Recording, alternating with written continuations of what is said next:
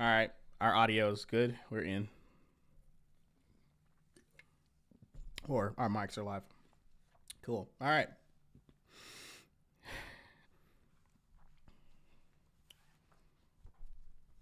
Hope everybody had a good holiday. Christmas was nice.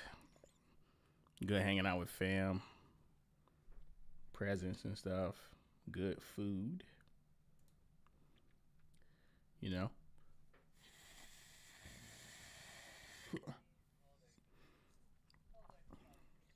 Yeah. All right, but now down to business. What's going on, reviewers? It's great host Kaine Walker back with another episode of the Monkey Paw, episode 49, where we document the downfall of mainstream Western entertainment. I am joined by my co-host Soups. How you doing tonight, bro?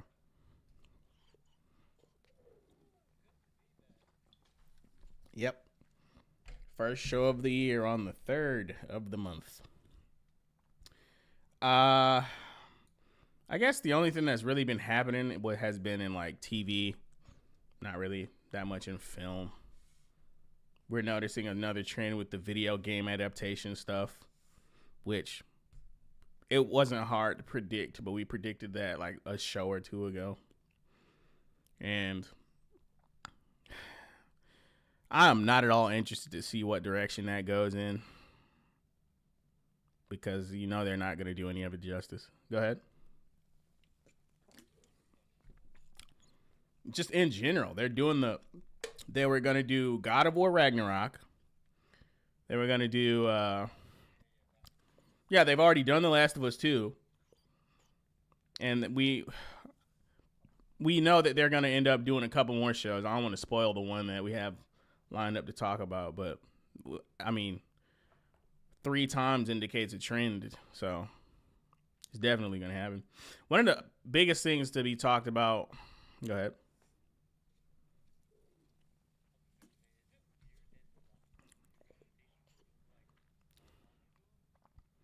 Not really. When did it?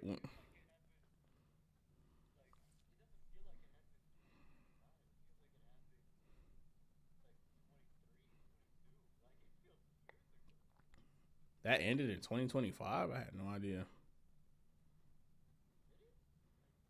I have no idea. I didn't follow that show that closely. Either way, one of the most popular things being talked about right now as it comes to streaming series, because it's not even TV anymore. I think people still call it TV. It's not even TV anymore. It's a streaming show. But Stranger Things, season 5, people were talking about episode 7 or 8, was it? And then the finale. Episode 7 and then the finale. And what the direction of Netflix looks like, especially now that they've won the bidding war between them and Paramount for WB's properties. Oh, man, yeah, it's done. WB, it turns out, rejected the bid from Paramount for whatever reason, even though they offered them more money. I guess they were just gonna, I don't know. I have no idea. But anyway, we're going to go ahead and get into the first article of the night. This next one is going to be from Screen Rant, titled Stranger Things Season 5 officially has the series' lowest rated episode of all time on IMDb. Stranger Things has usually been highly rated and praised during its near decade of existence. Do they count the time that they spent on hiatus in that? I don't think they should.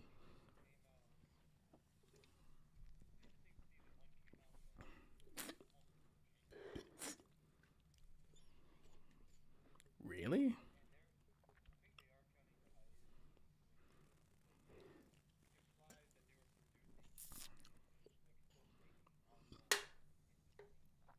I find that hard to believe for an entire 5-year hiatus, but sure, let's give them the benefit of the doubt.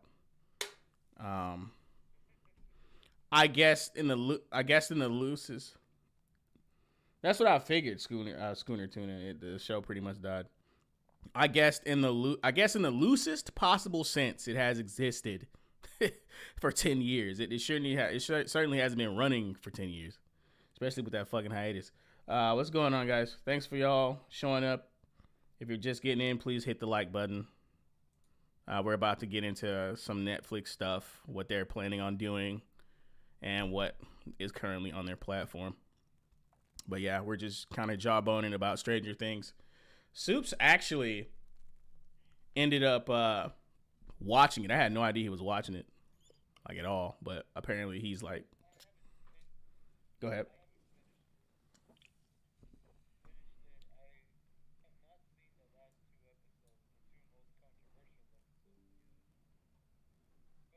Been kind of, well, not the last episode, but I've already been spoiled about the second to last episode.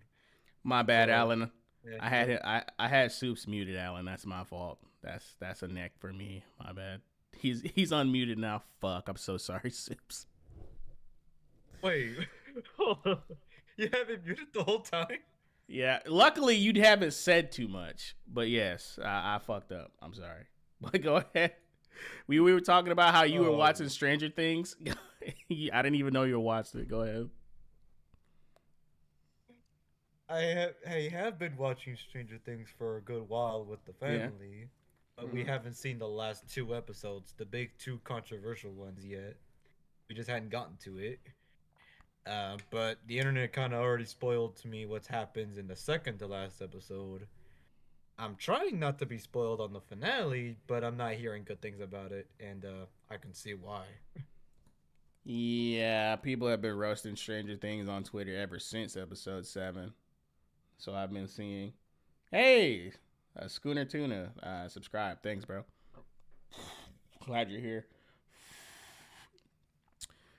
Here's to many more episodes in the Monkey's Paw.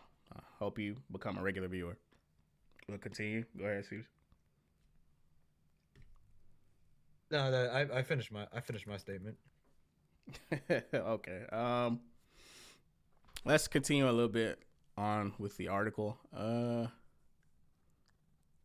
Oh yeah, I stopped at decade of existence.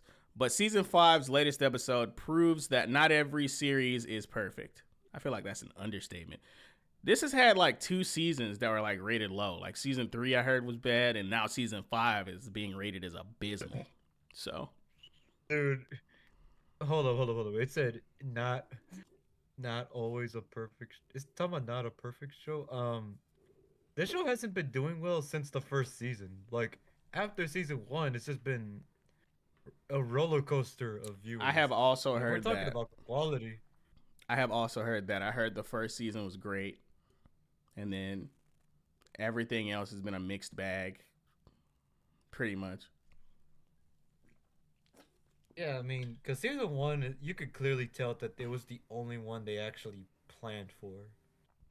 Everything else feels like it was just pushed because Netflix saw how popular it was and wanted to milk it. Hey, Soups, there's a spoiler in the chat. I don't know if you want to read it, but it sounds so believable. So, I'm currently not looking at it right all now. right, don't look I'm then. Don't look. Don't look then. I'm not gonna read it there. either, but that is some that is stupid if that's the case, dude. Holy shit. Um Netflix's sci-fi series has faced a tough blow as Chapter 7, The Bridge, from Season 5, Volume 2, is the worst rated episode of Stranger Things so far on IMDb with a 5.8 out of 10, which seems way higher than the way people have been talking about it, but I guess it's an aggregate score based on multiple user entries, so yeah. The previously worst rated Hey, episode was from season 2 titled The Lost Sister, which was also the 7th episode of that season and is rated a 6 out of 10. Okay, from now on, if I see something rated a 5 or a 10 or a 5 out of 10 or a 6 out of 10 on IMDb, I'm just going to assume that it's lower. It's probably like a 3 in reality. Because, like, people really fucking hate that episode 7 of season 5. Yeah. well, I guess that depends because people give a Superman movie like 7, 8 out of 10s, and I give that shit like a 2 or 3. And I don't even rate movies like that. Which movie? The Superman movie, the James Gunn one. Oh God, yeah, you hated that shit. Oh my God, I remember the rant. Oh, it was a good rant. Oh yes. I have no regrets. I don't expect you to. Season 5 of Stranger Things so far has been receiving mixed reviews, with many describing the episode as disappointing. Rotten Tomatoes released audience ratings for the final season of the series, and the audience is making their voices heard, with only a 57% popcorn meter rating compared with critics' 84% tomato meter rating. The audience with over 5,000 Can't reviews. trust critics. I mean, yeah, I don't know why they even show us the critic scores anymore. They don't mean anything. Anyone with a cursory view into pop culture knows that critic scores don't mean anything. There was once upon a time where they actually did mean something. That's what's crazy. Anyway. Yeah. The audience, with over 5,000 reviews, stated season 5 is artificial and joyless. Season 5 still has one more episode to premiere at the time of writing. That episode's already premiered by now. Oh, this was articles made before the finale? Oh damn. Yes. Mm-hmm. Even worse. And Actually, many I are wouldn't say that's worse, but that's funny. Yeah. It is kind of funny. Yeah, because this was an article made directly after episode 7 where Will came out. But yeah, we're getting to that. Season 5 still has one more episode to premiere at the time of writing, and many are nervous to see how the long-awaited finale will wrap up arguably Stranger Things' most divisive season yet. Despite the obvious critiques and minor flaws, the newest season provides emotionally charged episodes with explosive reveals. All the main characters are about to embark on their final mission to ensure the survival of Hawkins, their loved ones, and mankind. But the question is now whether the series creators Matt and Ross Duffer, is it Duffer or Doofer? I heard people call them Duffer Brothers. Okay. Matt and Ross Duffer can deliver the perfect conclusion, which so many other series have failed to achieve. God, that's not good, Perfect man. The perfect. Jesus. Oh, I haven't even seen it yet, and I already know that's a stupid line. I haven't even seen the finale, and I already know it's. I mean, what they're saying is they're trying to figure out, they're wondering if Matt and Ross can deliver the perfect conclusion, which so many other series have failed to achieve. And I want to linger on that statement for a while. It's very sad that series not sticking the landing is like so common now. Like, nothing that is blown up, nothing that's blown up has actually had a good ending. Any show that was popular recently, at least in recent years. And I hope we can break that streak, man. Please. It's like, it's like, and not just for Western entertainment. I noticed this with like Eastern entertainment, anime in particular, manga if you want to get technical.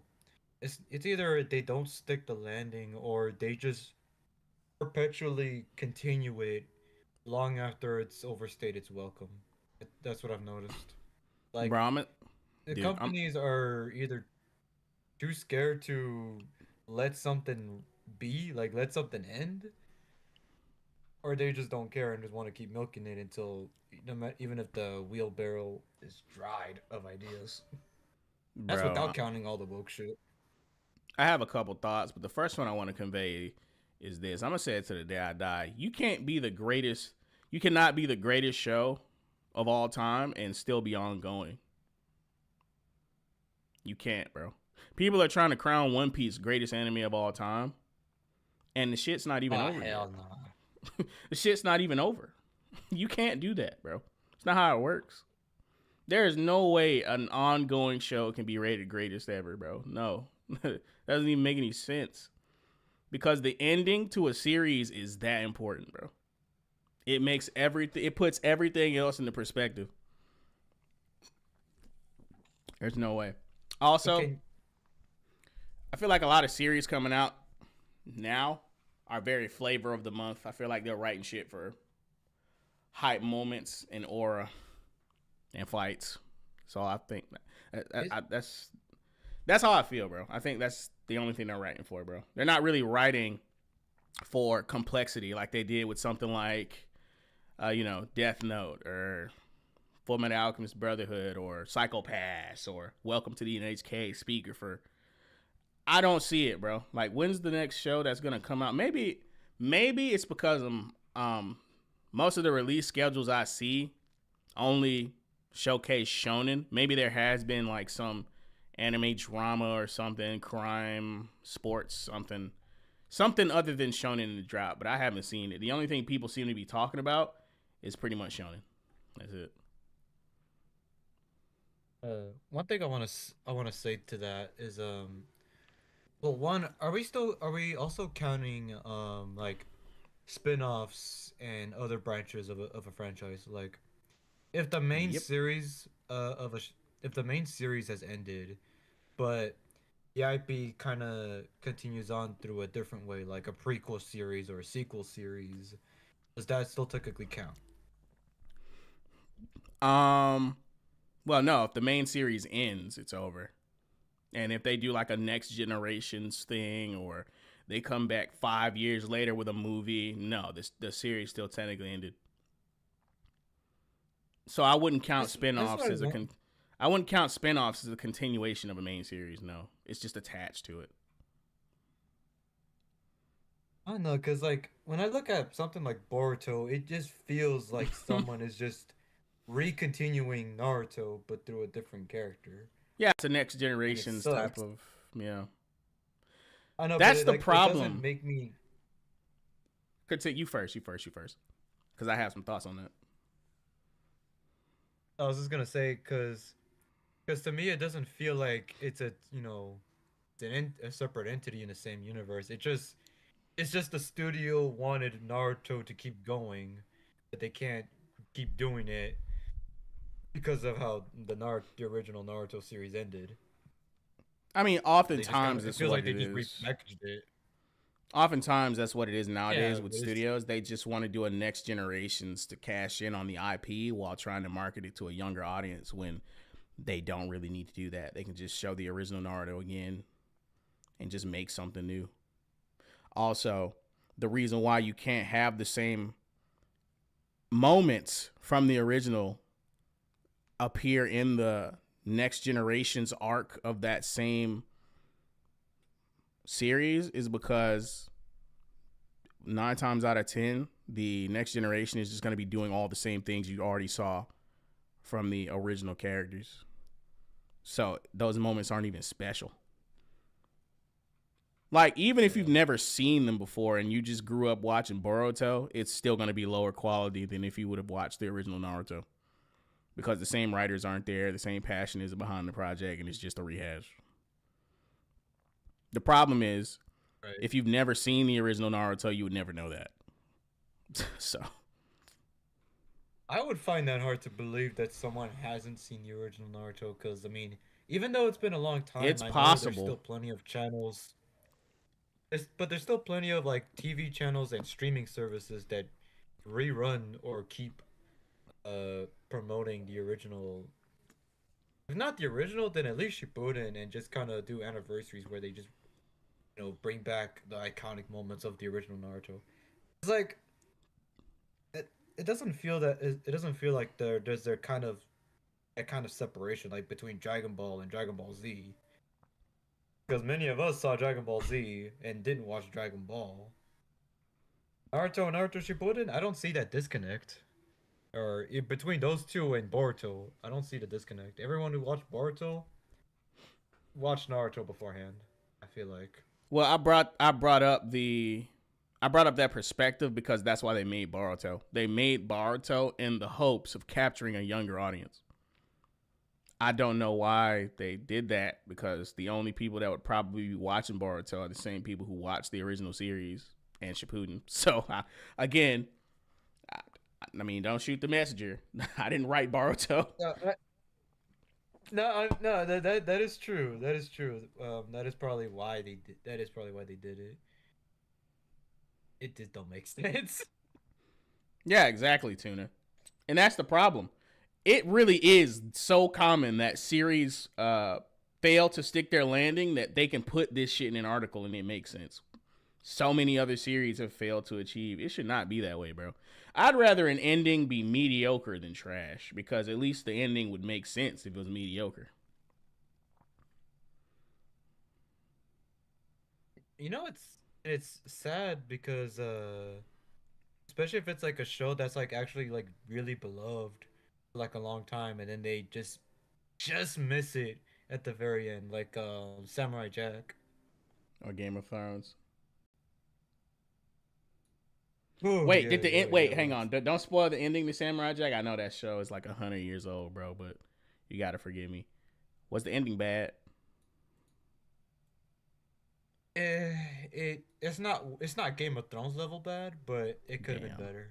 Especially for Damn. the It could have been better, especially given the massive hiatus it had and the expectations built up on it. Like See, that's the one of our bullshit right mutual there. friends. That's the bullshit right there. If a show has to have a hiatus, 1 year, 2 years maximum. Why the fuck do you need a I don't 5 to 7 year hiatus for a show? Well, that's the thing. Samurai Jack, I don't know why it was gone for so long, but Cartoon Network axed it for so long. Axed it, and people waited so long for it to come back.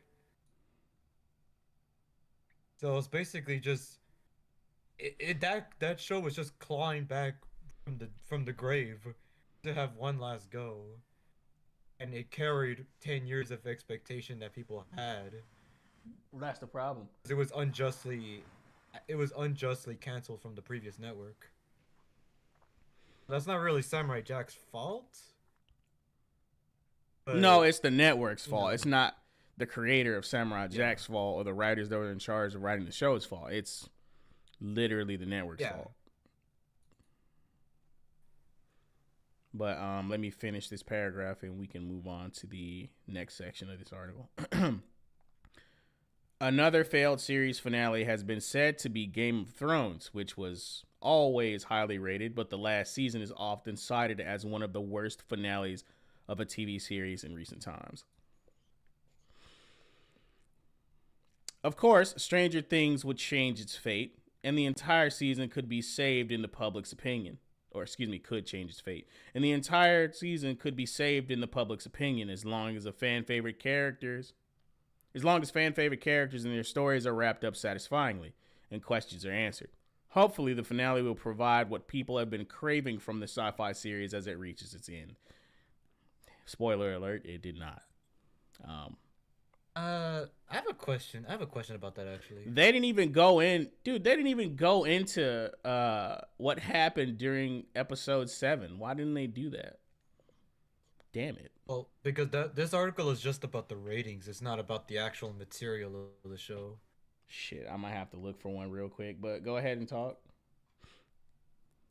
I want to ask you and the audience, has there been a show that like actually had a very shoddy or messy run that actually stuck the landing? Because that shit is so I don't rare. know. I I feel can't like even give you a fucking show that's done that. It's so fucking rare. That's a great question. But continue. I mean, because the only show I can think of at the top of my head right now that like I can't even say it had a bad run. It just kind of got rocky near the end, but still stuck the landing was Yu Yu Hakusho, the anime. I mean, everyone talks about how rushed and kind of missed opportunities of the last arc, but even then, that show still had a very nice ending that closed off everything. Yu Yu Hakusho? Damn, that's an old show though. We're Yeah. talking about okay. It was your question, No, so I'm I talking can't about reframe it. Just in general? no, no, no. I was talking about in general. Yeah, in general. Okay. I'm not talking about recent because recently everything sucks. Yeah. Yeah. It does. That's why, like, I'm throwing the net, casting the net at a wider range. Avatar: The Last Airbender. I still feel like that's an old show. Damn. It's technically an old show now because it came out like 2005 to 2008. Okay, I found a good article that actually talks about the content in episode 7. But before we get to that, I do want to read some of these comments from Screen Rant. The Avatar: The Last Airbender is just like a couple of, you know, episodes that didn't really hit right, and just what some would call a Deus Ex Machina kind of ending. But even then, that show did still stick the landing. I'd say it still goes down beloved history.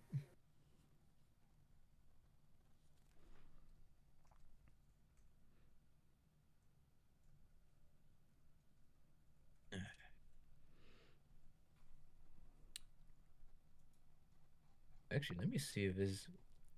I have not actually seen the show. Who else in there? Yeah, let me go ahead and bring up the. There we go. Okay, so let's read some comments. First one, I might have cared more or even at all about how Stranger Things was going to end if it was in 2017, maybe even 2018, when the show was interesting and there weren't ages between each season. I tuned out a while ago, so I have no idea what has happened, nor do I care how it turns out. See, that's the problem with these big ass hiatuses. Like, no matter how good a show is, people aren't gonna wait forever. Like, your show has to be fucking exceptional for you to be gone for 5 years and for people to show up again to view it. Well, the majority of the audience. But go ahead. Never underestimate. I said never underestimate IP investment. I guess. I mean, that's true. Well, yeah, because my family and I were like, well, my family more so than me, were genuinely invested in Stranger Things. Um, it it helps. It helped that season 4 gained back a bit of goodwill, but that was like kind of a short term thing. So now we're just kind of in it to see how it ends. So there's Oh, always you that mean point where okay? we No, go I'm to. okay. Okay, I get that feeling. Like you, I've gone this long. Nah, not me, bro. If a show's that bad, I'm out, bro. But the sunk cost fallacy, fuck that, I'm out. But next comment. A lot of the hate comes from queer phobia. It's Star Trek Discovery all over again. Oh, here we go again. Next comment. A lot does for sure, but I also think Star Trek butchered the writing / explanation in that scene for Adara. I also think it's weird to imagine gender politics existing and the need to explain non-binary identity in world in the 31st century when Earth has moved beyond war, racism, class, and pretty much all pettiness almost a millennia before that. Oh man. Next one. Actually, What'd you say? I'm reading some of the comment sections. Any of them Alan stand out? Wake talked about Agents of Shield. I have not actually seen Agents of Shield. I never really got invested in that. I hear Buffy the Vampire Slayer So, is like a legendary TV series, so yeah, that's. But that shows. Oh wait, I keep forgetting your question was a general question. yes. Also, Schooner talks said the Samurai Jack ending depends on who watched it. However, the video game is beloved. I have not finished playing the game. Shit, I've completely forgot about that. Like, Damn. because that game actually is supposed to be connected to the canon of Samurai Jack. I forgot. Well, shit, I have to. I keep treating it like it's a. I keep treating it like it's its own thing. Bro, I didn't even know that shit existed. I'm gonna have to look up Samurai Jack video game. Actually, it actually has 2 video games. It had one back in like PlayStation 2 era. Damn. That game was just more so like it's more like another episode, like an extended episode of, Samurai Jack's adventures. But the newest one is the one that Schooner's talking about, where it's like actually connected to the ending of season 5. I'm calling And it. it's supposed to be like, I guess I don't know if it actually fixes the ending of season 5. I'm gonna have to finish playing that game one day to see for myself. Oh shit. STD. Then the next comment. What a load of nonsense. What? I'm the biggest LGBTQIA plus ally going around, and I thought STD was terribly written TV and really terribly written Star Trek. Don't reduce things to such simplistic excuses. Yeah. Uh STD. yeah, That's Star Trek wild. Calling it. yeah, Star Trek's Discovery, I think. STD. Yeah. He's talking about Star Trek Discovery. What a name. The time factor is hard to get around. These characters used to be kids playing kids. Now they're adults playing kids. I'm going back through the whole series before watching season 5, and it's really taking me back. God help you. I wouldn't do that. Nah, I because know. that's the thing, bro. Like, if you're going all the way back to where the show was at its best, and then you watch all the way to the end and it's trash, that shit is going to crash into you like a fucking meteor. It hurts that much worse, bro. Because if you're somebody who's tuning back in after the hiatus, it's not gonna have the same effect. But if you're watching this shit consecutively, and then that trash ending, brother, you might swear off TV. You might swear off television. Hell. You'll never fan again. Yeah. Because I've done that to Like, shows I thought were good, bro. When I did that shit to Brooklyn Nine-Nine, I got so pissed, bro. Such a great show, and then the leftism crept in, bro. It was, and it was noticeable. It was blatant, bro. It was such a blatant fucking change. There was no way you couldn't say that there was a change in the writing. The content had a noticeable switch up. So if he gets to season 5, if he gets to the end of season 5, God help him. But go ahead. I was gonna say, with Stranger Things, the fact that I already felt the show was going downhill. Here we go. After the best comment. Here we go. Nah, you finish first, but we're about to read a good comment in a second. Go ahead. The fact that I was already feeling like the show was at a downward spiral, already tells me that I know I'm not gonna rewatch Stranger Things after I'm done with it. I know that for sure. Once I watch the last 2 episodes, I'm gone. Bro, it's really not worth it. It's really not worth it. But let's go. And I can still remember most of the events that well enough that I know I don't need a recap. I do not need to re-experience season 2, 3, and 4 because I hated those seasons. What's up, Toast? What's up, Rudy? Thanks for everyone joining, man. I appreciate y'all. Thank you for viewing. Go ahead, Seuss. No, I finished up. Oh, okay. All right, so the comment by David Triple H. Funny how you're refusing to mention that the only reason the rating was so low was because there was an organized review bombing campaign by bigoted right-wing extremists angry that the show included LGBTQ characters and that Will's coming out in this episode was so important to the overall story. First of all, it wasn't the first part. It was the second part. People knew Will was gay since like season 1. Apparently. Not season 1. That's what I heard. That's what I heard. But the point is, people have already known Will was gay way before this episode. It's not that he's gay. Okay. It's that you keep trying to force people to give a shit about him being gay. Him being gay can't just be personal. It has to be marinated in the story or involved in the writing outside of his own personal character arc for some reason. Him being gay has to be related to the villain, has to be related to the end of the world. It has to be related to the solution to defeating the villain. That's the problem. We had to grind the fucking story to a halt in order for him to convey the fact that he was gay. That's the fucking problem.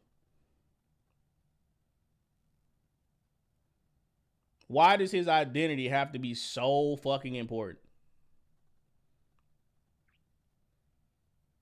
But they don't care about nuance, though. That's the problem. A character can't just be gay and just be along for the ride. Them being gay has to be part of the story. It has to matter.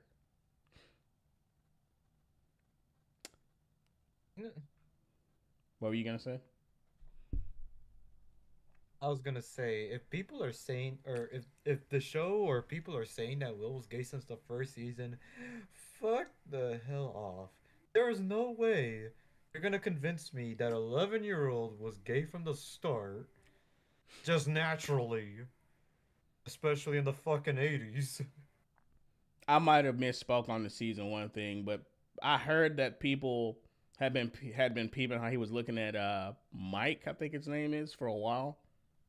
Mike, yeah, the main kid, and Yeah, he was looking at him that way in season 4, and even with that, season and 4. my Oh. mom and season 4. Yeah, because no, because here's the thing. Here's the reason why I was really not liking the show even before season 5. I mean, besides season 2 and 3 just being boring, season 4 is when they really started going all in on the gay Will thing, but they tried to be, quote unquote, subtle about it. So they give Will a sorry ass uh, haircut and have him just stand there for the entire fucking Wait a season, just fucking minute, crying and crying and just staring at Mike, trying to not so subtly tell him that he feels a certain way for him. bro. Wait a fucking minute, bro. These adult actors are still supposed to be kids. Yes, and they're teenagers at this point in the show. Yeah. Mm-hmm. That's crazy. They have not they didn't cross the 18-year-old threshold yet, Mm. and even it's really fucking funny when your mother is watching a show and just fucking scoffs at it, like, just shut up. When she gives that kind of reaction to a show that she genuinely loves, the shit's gone to hell. That's wild, bro. Let's finish the Oh comment. yeah, no. Let's finish the comment real quick. 35% of ratings on IMDb were 1 star out of 10. 45,000 people gave it a 1 star rating. And you said it was an organized review bombing campaign? I can't get 45,000 people to click the like button. What are you talking about? Shit, I can't get 8 people to click the like button. Fuck. An organized review bombing. What the fuck, bro? So Oh. they will say anything, bro. Maybe people just didn't like the episode, bro. Nah, it was a bunch of right-wing bigoted extremists gave it a 1 star rating, which is also as many people as gave any rating to the rest of the episode of this season. Rest of the episodes of this season. That's not people just not liking the episode. How do you fucking know? That's an organized campaign of hate. Man, I don't care what it is at this point. I don't give a shit. This and if you were going to report on the ratings result of this campaign, you should have included that very relevant information in your discussion of this rating. It's blatantly misleading. See, this is the problem with catering to these types, right? They're getting mad at the silliest shit. Even if you're trying to agree with them and be in their camp and be on their team, they will nitpick you to death over stupid shit. You have to denounce the right wing bigoted extremists. Are the right wing bigoted extremists in the room with us right now? Like, what the fuck is this comment, bro? Jesus. and and this is why anytime that there's like a semblance of like diversity or gay inclusion, that's why I roll my eyes, man. I'm like, fucking shit. I got this show too. I really Yep. want to leave. I want to leave because I know every time that happens, these people come along for the ride every fucking time. Even I feel like even if you try to make something like actually noteworthy and just decided to include it for your own pleasure, like if you wanted to include a gay character for your own pleasure, those people come like parasites and latch onto your shit, and they're gonna ruin the appeal for you. What's up, John Lewis? Thanks for watching. And again, I don't feel like any of these people ever actually want to genuinely include gay characters for the fun of it. I feel like it's always for that No, same it's messaging. tokenism. Always It's for tokenism. yeah, it's always just for the sake of having it. It's Magical tokenism, dude. checkbox again. Yeah. Next comment from Kevin. Well, if this is how viewers react, don't be surprised if that they don't make Stranger Things 6. I mean, people are hoping that they don't. What's crazy to me is how that last comment said 45,000 people was an organized campaign of hate. Like, what the fuck? Where did they meet up? Did Oh, they man. did we is this gonna what did they think? Did they look at January 6th and thought, oh yeah, 45,000 is totally possible. It's totally an organized setup. Who knows? Okay, so this next person is just a fanboy. There is nothing wrong with any of the episodes. People, as usual, want to stir up issues where there are none. Sure. I think that's a bot. That's what it seems like. Dead internet theory. Tim, I've always been a fan of Stranger Things, but I do think that this season has been a bit too dark even for Stranger Things. Hopefully they can redeem themselves with the last few episodes in a few days. Dark? I don't know. The entire Too show. dark? I don't know. That's a weird critique of Stranger Things. I don't know. There's Demogorgons. I don't know. What the fuck? Too dark?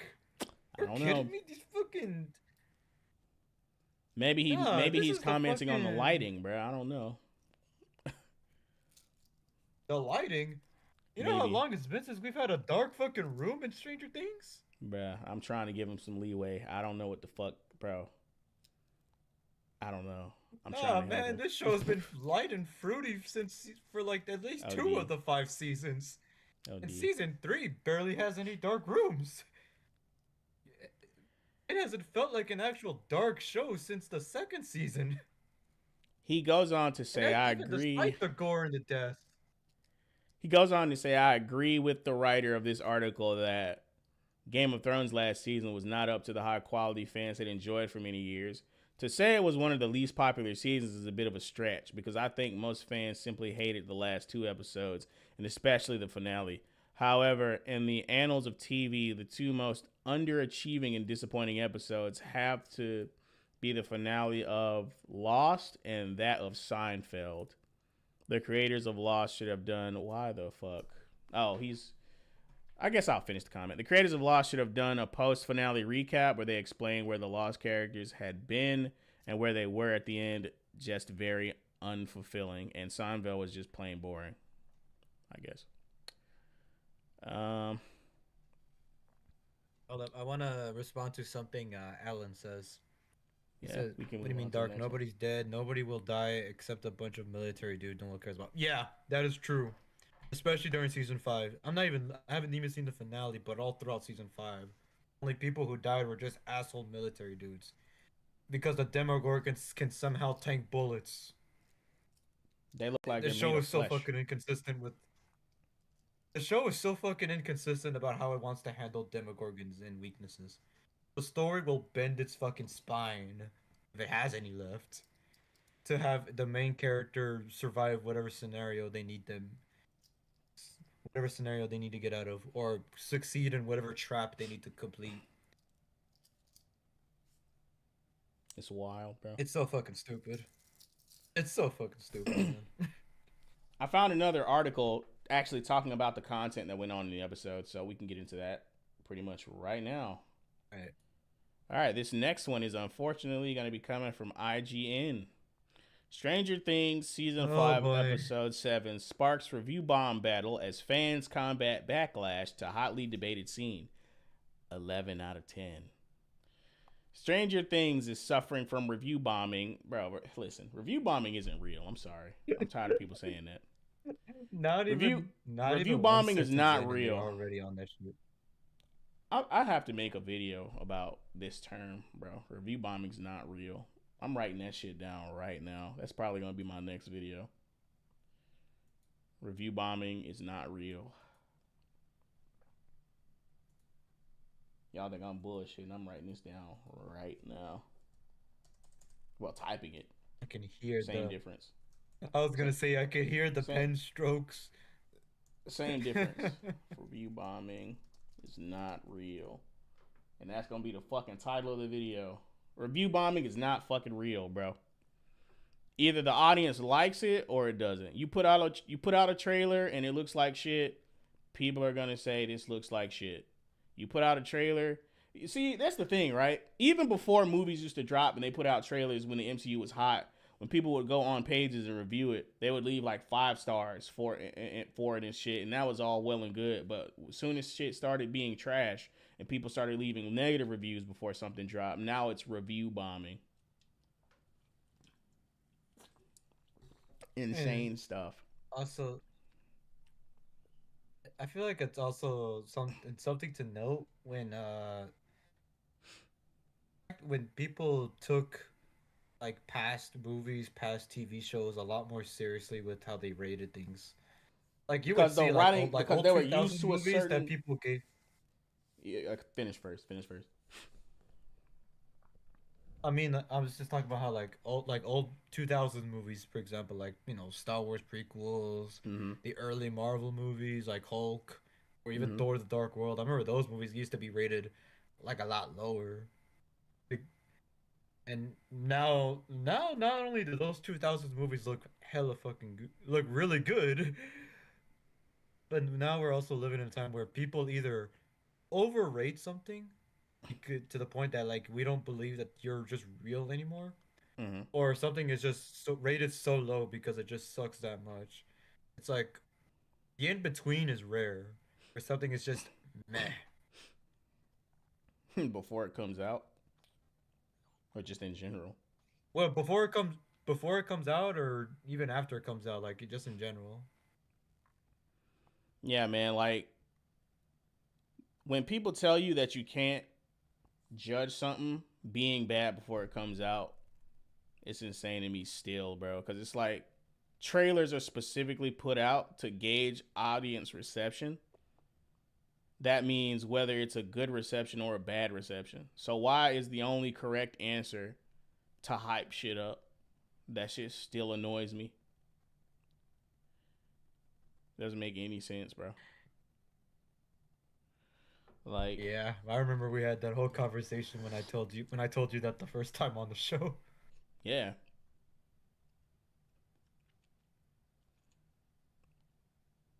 it's just people not liking the fucking Uh, episode, bro. But anyway, getting into the article. Stranger Things is suffering from review bombing after its latest season 5 episode met with lower audience scores than the Netflix series had typically seen. Then how is that review bombing, bro? Anyway, but some fans are striking back with 5-star reviews in a bid to reverse the what? trend. Warning! Spoilers for Stranger Things season 5. Oh my god. While They the fifth. rated it 5 stars out of spite to try to save its rating. Yes, bro. But that's fine though. That's not review bombing though. That's not review bombing. That's not review bombing. It's free and fair, bro. That is some. Uh, while the fifth and final season of Stranger Things has sparked complaints from some fans about the exposition heavy writing, the varying quality of the actors' performances, and the plot armor some of the characters seemingly enjoy, Episode 7, called The Bridge, has become the focal point of a vociferous debate. Is it vociferous or vociferous? I think it's vociferous. Focal point of a What the fuck does that vociferous mean? debate. I don't remember. I do not remember what the fuck vociferous means. Can anyone in the They're audience using educate big me? ass fucking words. You're not paid enough to use big ass words, man. I Can somebody uh get get the thesaurus out or the dictionary out and tell me what vociferous means, bro? I don't remember what that shit means. I used to. I, I forgot. I just pulled it up. Hang on. It says Oh, wait a minute. They get paid? vehement Yeah, they or get paid, clamorous. unfortunately. What'd you say? Yeah, they get paid, but I said I just pulled it up. It says vehement or clamorous Oh, statement vehement or or clamorous. something Okay, like that. that's what I figured. But It my has thing that type is, of vibe or connotation. It feels like vociferous, like it's a fucking Latin spell or some shit for an explosion. Anyway, go ahead. I was just gonna say, I know they're paid, but I know these people are not paid enough to be using big ass words like this.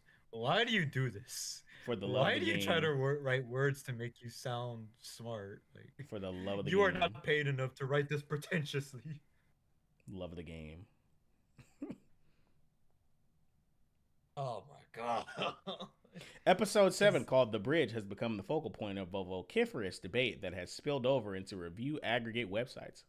Will Byers' coming out scene appears to have fueled the review bombing. In it, Will, played by Noah Schnapp, issues a lengthy monologue in which he tells a gathering of characters that he doesn't like girls. The scene, which takes place as supervillain Vecna applies the finishing touches to his master plan for world domination, ends with an emotional Will comforted by his friends. Aw, isn't that nice? Season 5 has a 56% rating on Rotten Tomatoes popcorn meter, which means 56% of users rated the season 3.5 stars or higher. That's the lowest by some distance of all the seasons so far on the website. Meanwhile, episode 7 specifically currently has a 5.4 user review rating on IMDb, with the majority of user reviews rated either 1 or 10, no in between. That's crazy. that's what I was just talking about. Shit's It's polarizing. either rated super fucking low or super fucking high. There's no in Brother, between. brother, listen. Whenever something is either 1 or 10, it's shit. That's been the trend. That's been the trend all decade long. If it's this polar, it's polarizing.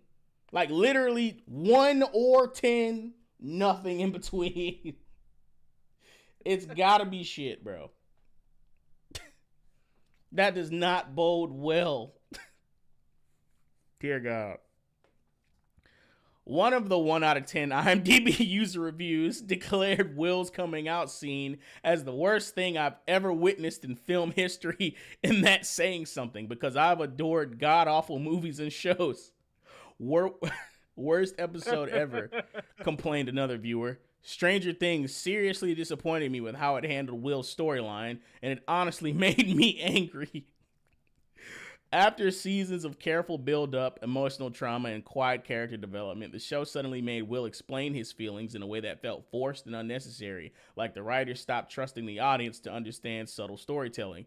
Instead of exploring his deep pain from being possessed, ignored, and emotionally left behind, they reduced his entire arc to one blunt moment and moved on as if nothing else about him mattered. Yeah, that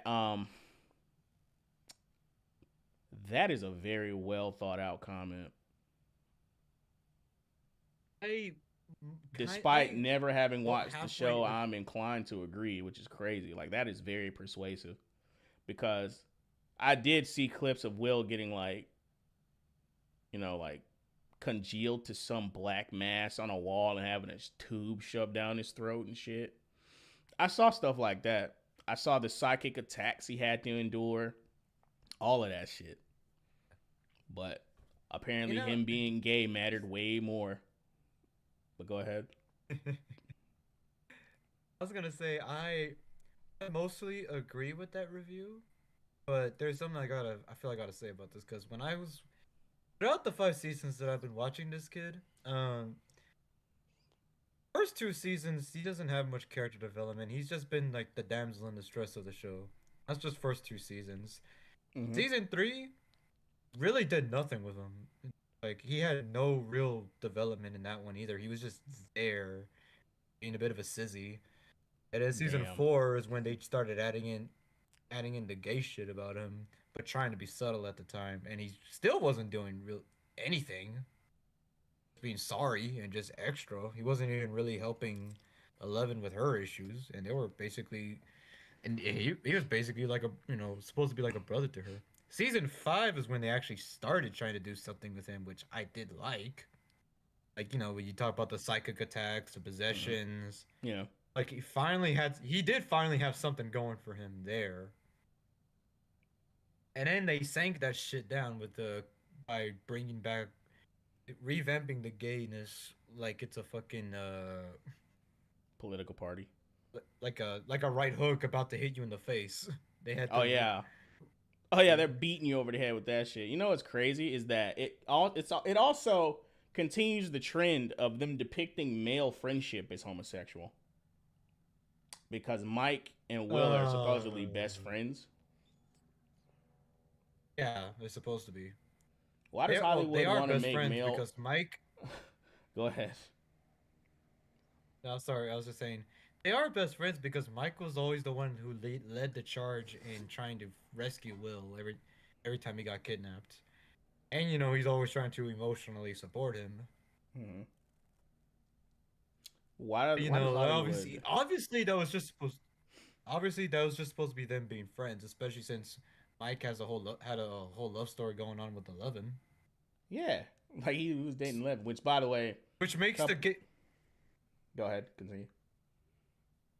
I was gonna say, which also just makes the gay Will thing even worse because now you're making him gay for someone who's who's clearly straight and he's already taken.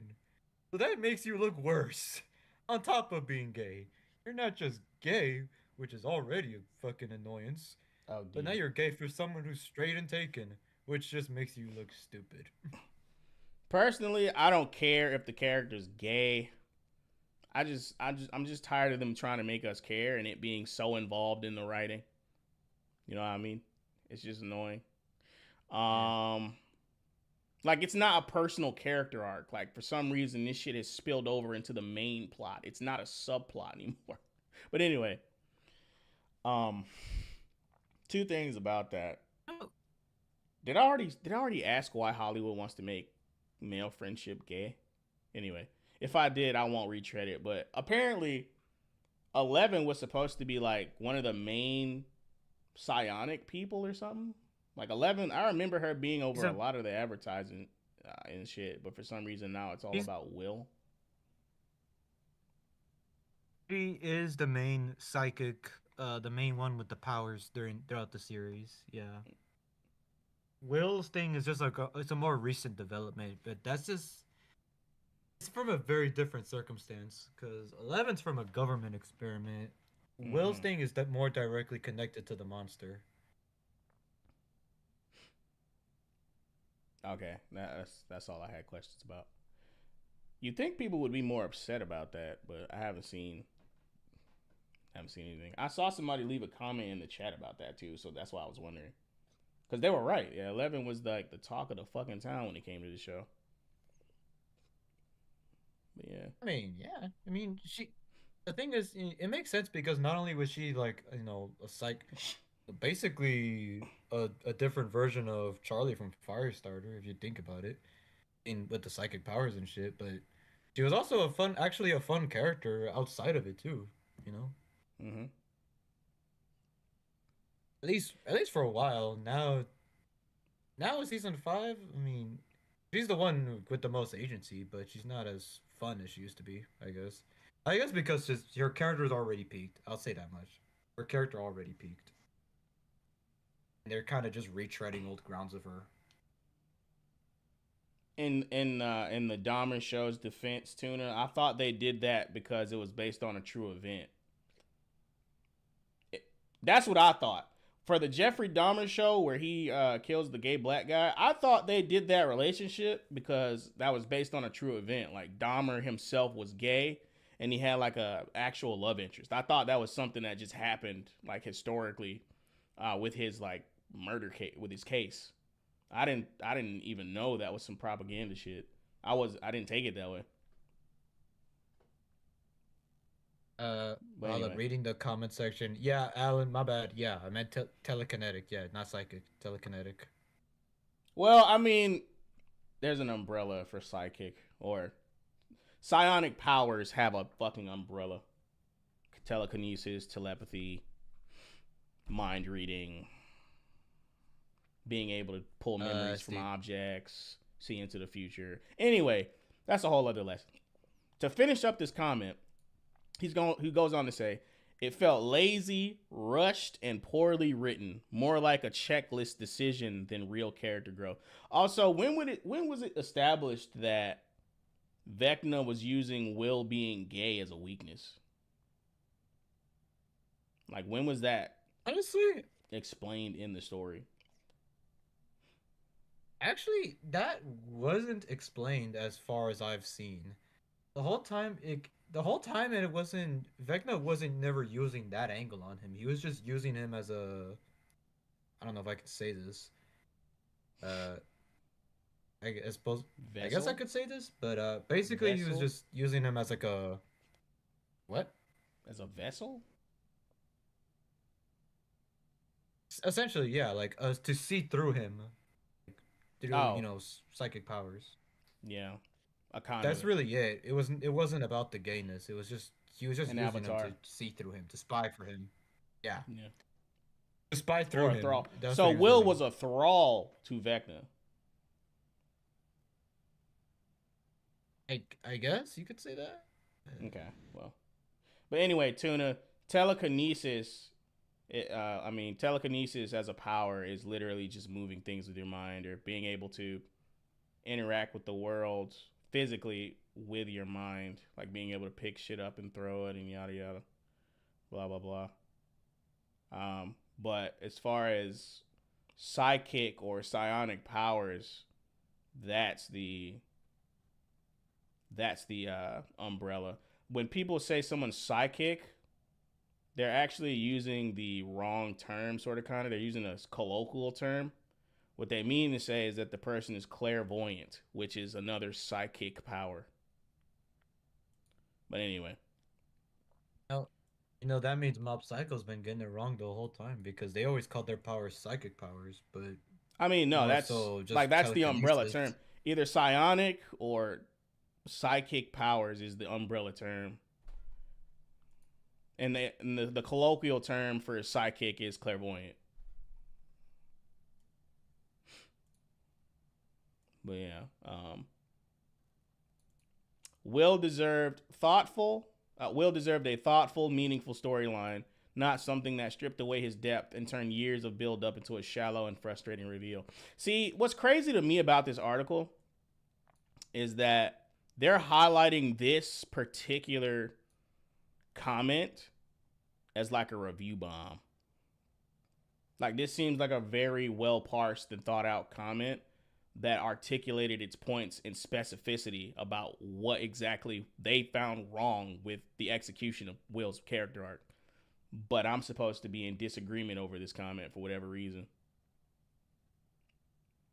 That's actually that's actually fucking crazy to me. But anyway, go ahead. I'm more so surprised that they didn't just super chop up that review to try to frame it as just him being full on negative without giving actual reasons, like, the typical fake media that these people are. Bro, they showed that comment and immediately after review bombing battle. God damn. Yeah, but like they showed that comment its entirety. Like, yes, oh, full here's my full context. thought review on why I did not like this with details. Man, Stranger Things is now the setting of a review bomb battle, which is playing out across I would love to see the positive comments. That's what I want to see. I hope they put some in here. Anyway, Stranger Things is now the setting of a review bomb battle, which is playing out across aggregation websites as groups of fans attempting to combat those 1 out of 10 and 1-star reviews with super positive reviews on their own. Man, I'm sure that we could count on the same level of substance executed in the same way as that last comment. Let's see. Don't believe the review bombers.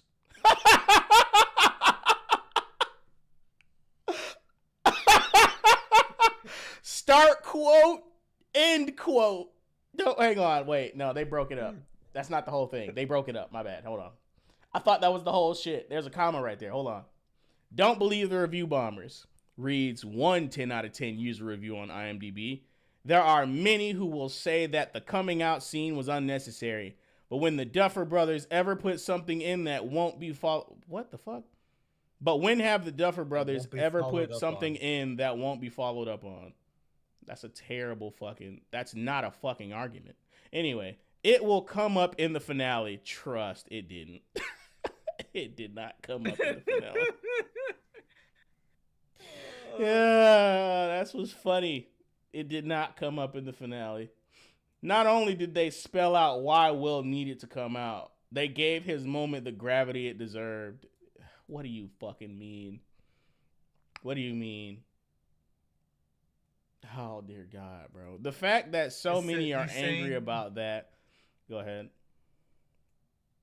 He's saying that Will's gayness was so goddamn important, it deserved to. It was needed. It needed to stop the show to get into that. It was essential. Him coming out of the closet was essential Coming to out saving is the world so outside important. the closet. Yeah. This is my problem with these special identity groups. You can't be equal and special at the same time. You have to fucking pick one. Like, if being gay is supposed to be normal, why the fuck do you keep trying to paint it as dramatic? That doesn't work. That is a very binary decision you have to make.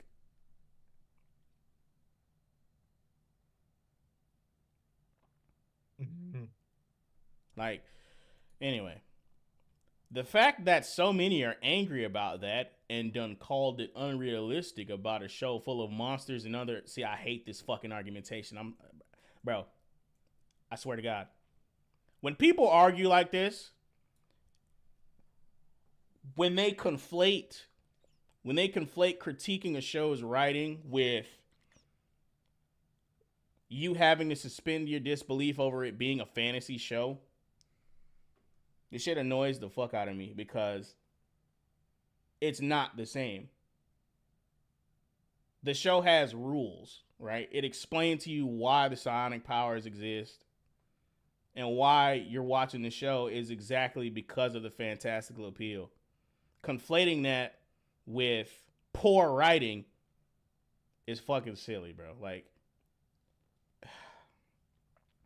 I wish I could formulate a better argument than I just made right now. Because I've had this discussion multiple times where people conflate the rules of the story with your critique on the writing itself. That shit is annoying. Really makes me wonder about the fan base of this show. This comment was not. I'd like to. This was not a good comment, bro. This comment was essentially nuh-uh. 10 out of 10. That's all the comment was.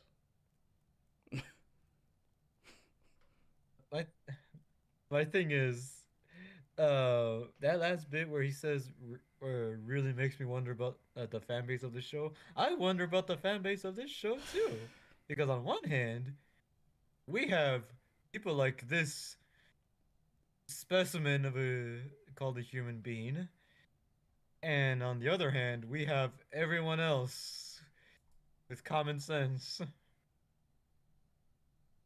And the outside people are just people who either never tuned into Stranger Things because of the bad press, or they dropped it after season 1 or 4.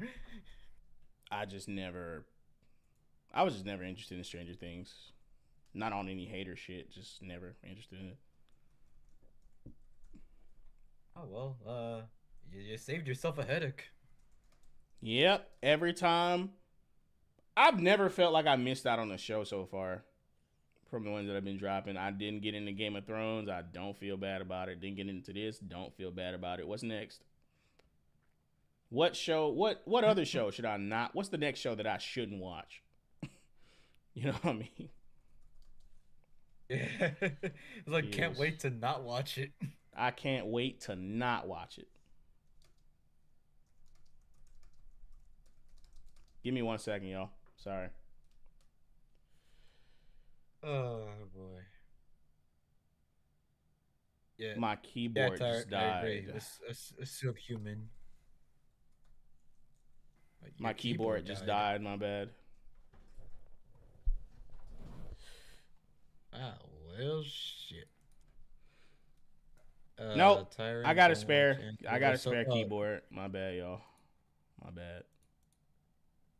My Oh, well, bad. Tyrant, you're basically just talking about Star Wars, like modern Star Wars at this point. We've already excitedly not watched this, though I've heard, well, not heard, I've seen Critical Drinker give positive reviews about Andor, but I can't, I can't be invested enough in that show, especially if it means I have to watch Rogue One, which I was never interested in that one either. Damn it, You, Soups. The keyboard's you could fighting not back. watch. Quick, distract him. Hang Stall. on, Stall for me. Rudy. I'm talking to the audience. I God know. damn it! Stop I know. interrupting me. I'm messing with you, my bad. You're distracting my distracting. Damn it, Soups, they're onto us. This feels like that freaking meme where someone just or a cop pulls a guy over and his friend gives away his name. So the friend gives away the other guy's name too. I'll be right back. Fuck! Ah, damn. His keyboard blew out on him, I guess. Let's see. Rudy, you said not watch Strange New World. You could not watch whatever the fuck they're gonna do with Doctor Who. Could not watch Inevitable Expedition 30. For a second, I thought you had me thinking they were already gonna make a movie on Expedition 33. I keep telling me that that game's actually good, but I don't know. I just it's not my kind of game. Also, Strange New World, Jesus Christ. Has there been any good adaptation of Strange New World? Or wait, no. No, I'm thinking no. I'm thinking something else differently. I'm thinking of a whole other different series or adaptation. My bad. Can't wait to pay. You really want him to watch Hazbin Hotel. I myself have already seen the pilot and the first episode. I did not like it. I find Hazbin Hotel to be kind of insulting. And it just tries too hard to be stylistically funny. It there's only so much I can take of that personally. 3 seasons of Sponge. You know, SpongeBob isn't something I would binge watch, but it is funny to watch once in a while. Especially it's funny to see where all the memes come from. Uh, I guess you could call it that toast, the Freaky Teenage Show. I heard season 2 was more positively reviewed though. I know some people who actually like season 2, but I'm not gonna go through season 1 just to get to that.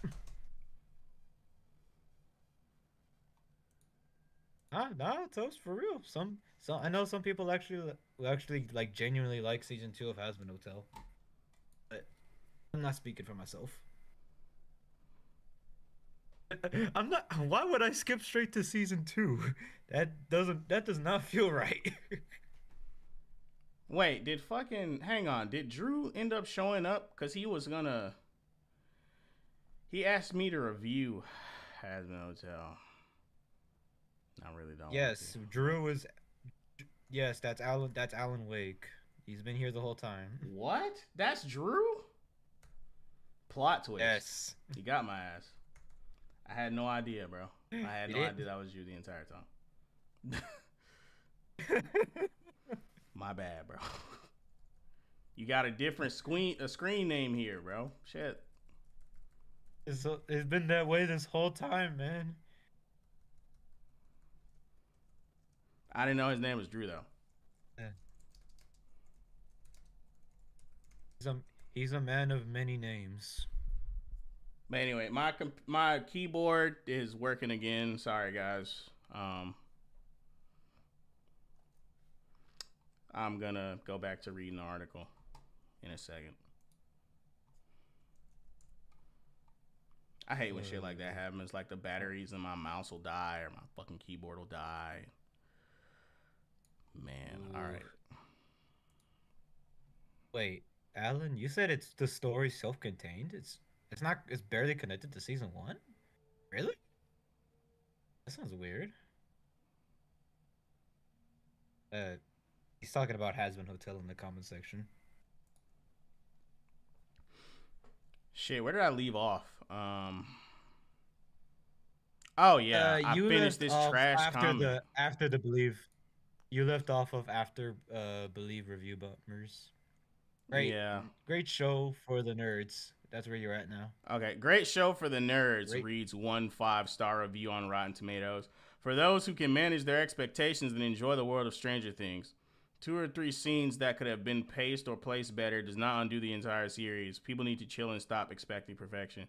What does that have to do with the rating of this episode? You see how all the positive comments we've read so far, and I know if there's only been 2 of them, have been like garbage? They have not been very good comments. They've said nothing.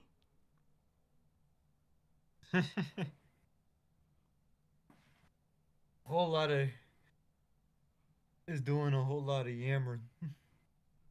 Or at least Like, the first one was. The second one is just, oh yeah, it's great. neither of these comments would persuade me to watch the show. From another 5-star review, if you put your phone down and actually watch and listen, you would like 90% of the episodes. It still has some problems, but they are not that deep. It still has some problems, but they are not that deep. Does that sound like a good review to anybody with actual taste? Oh my god. Like, what if you described what the problems were?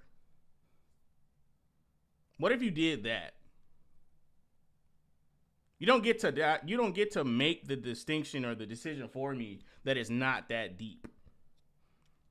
What if I have prospects upon watching this show? You can't just tell me, oh, it's not that bad. You have to tell me what it is.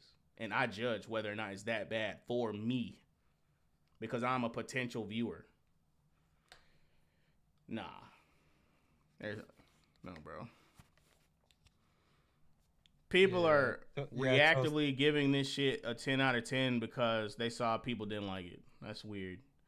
The whole story is literally described for the audience to understand, and they still complain about it, though. They don't get the easiest hints there without it. Whatever. Don't read reviews. Don't rely on it. Just watch. Really watch and make up your own mind. See, that's the thing, though. People don't read reviews nowadays. Like, people are already doing exactly what you suggest, and they're still not liking the shit. So whatever. All right. And another response to the review bombing in the form of a 5-star review. People are review bombing this for no reason other than they can't handle character development and character arcs without gory slaughter. Excuse me. If you want to watch Game of Thrones, go watch Game of Thrones. Another show that's notorious for having a terrible last 2 episodes. Season 5 has wrapped up so many stories beautifully, and we have learned so much about the Upside Down with great action and emotional scenes. The acting is incredible, especially from Caleb McLaughlin, Sadie Sink, and I don't even know how to pronounce that one. Gaten Martirizo? I don't know. How much have you learned from the Upside Down that you learned about the Upside Down that you didn't already know from season 5? I mean, hang on. Are you talking about like before watching season 5 or while No, like I'm watching season 5? this person claims that you've learned so much more about the Upside Down. What did you learn about the Upside Down that you didn't know already from season 5? Well, I don't know. I'd have to watch the last 2 episodes to understand what this viewer is trying to say, but because it sounds like he's trying to say that there's even more to be said in the last 2 episodes about the To be Upside Down. But fair, season what 5 he already actually gave said, us.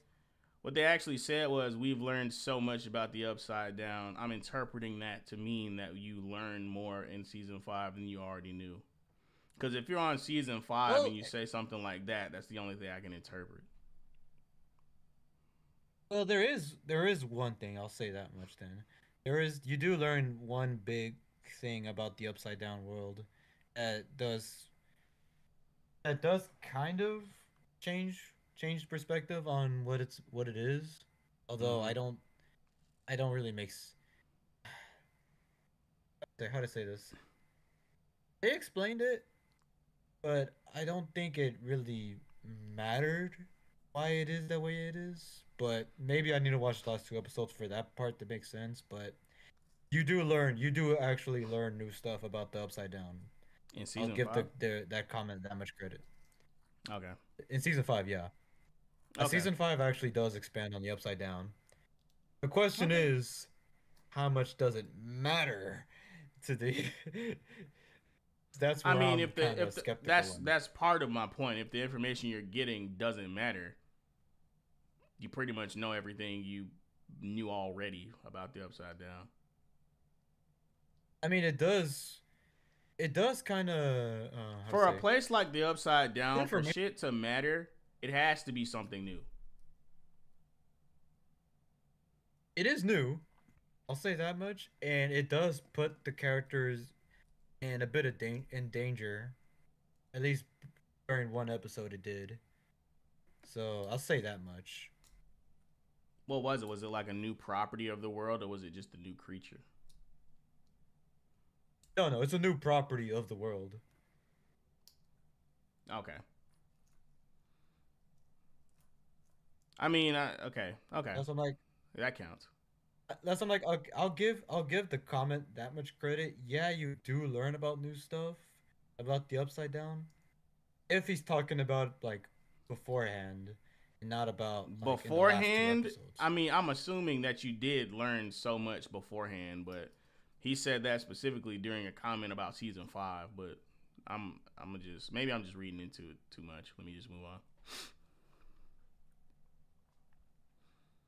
Meanwhile, some have suggested the review bombing prompted by Will's coming out scene is about homophobia, not the quality of the writing or acting. And following that, some critics say they shouldn't be immediately accused of homophobia for simply having problems with the writing of season 5 and Noah's coming out scene. Despite the review bombing, Stranger Things season 5 has enjoyed huge interest so far. Seasons 1 through 4 have garnered more than 1.2 billion views on Netflix to date, and in just 4 weeks, season 5 volume 1 reached 102.6 million views globally. The season finale is set for 5 p.m. Pacific time on New Year's Eve and will wrap up the decade-long series with a 2-hour episode streamed on Netflix and shown in theaters. A 2-hour episode, man. Shown in theaters. That's crazy. The Duffer Brothers have told fans Yeah. not to expect a Game of Thrones style bloodbath, even as there are big questions over who might die in the final episode. Oh, fuck off with that last bit. I'm guessing nobody died, bro. I haven't even seen it, and I'm pretty sure nobody died. Like, I'm just guessing that. Because, like I said, the show bends its own fucking spine to either bring back characters who you were supposed to die, or to just save a character who should have died in the scenario that they were in. Man.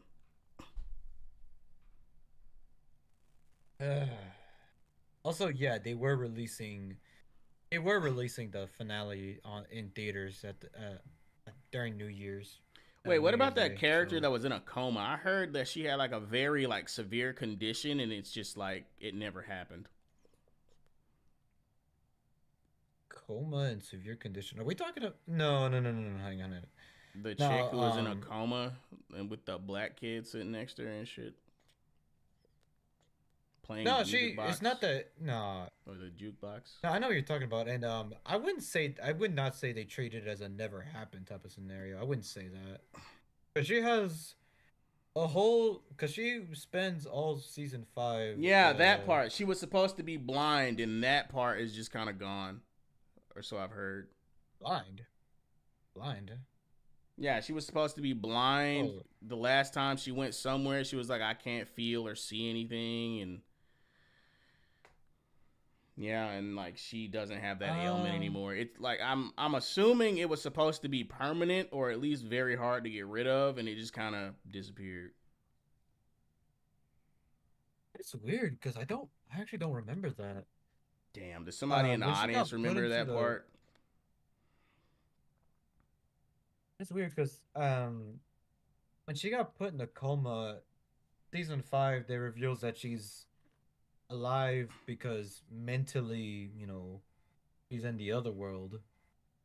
Come back, but they didn't say anything about her being blind or anything like that. Yeah, when Vecna almost killed her, yeah, I remember that. And then 11 saves her, but in saving her, she got put in a coma. I don't remember anything about them saying anything about being blind, her being blind because of that. Or maybe there was one part where she was blind, but they got fixed already. That's They got fixed. I'm She not just got rewatching better. the show.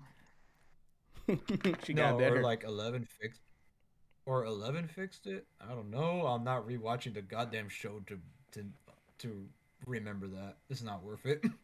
Let's get to these goddamn on comments, boy. Let's go. All right, we got Cuckamal 786. My wife and I were rolling our eyes so far back in our heads. It just seemed unnecessary. It came off as very forced in. On top of that, I thought it was bad acting by everyone involved in the scene. Very over the top. It was just bad all around, but people are going to say the hate is all due to it being pro LGBTQ, but I'd argue a lot of people are going to defend the awfulness of the scene because of that.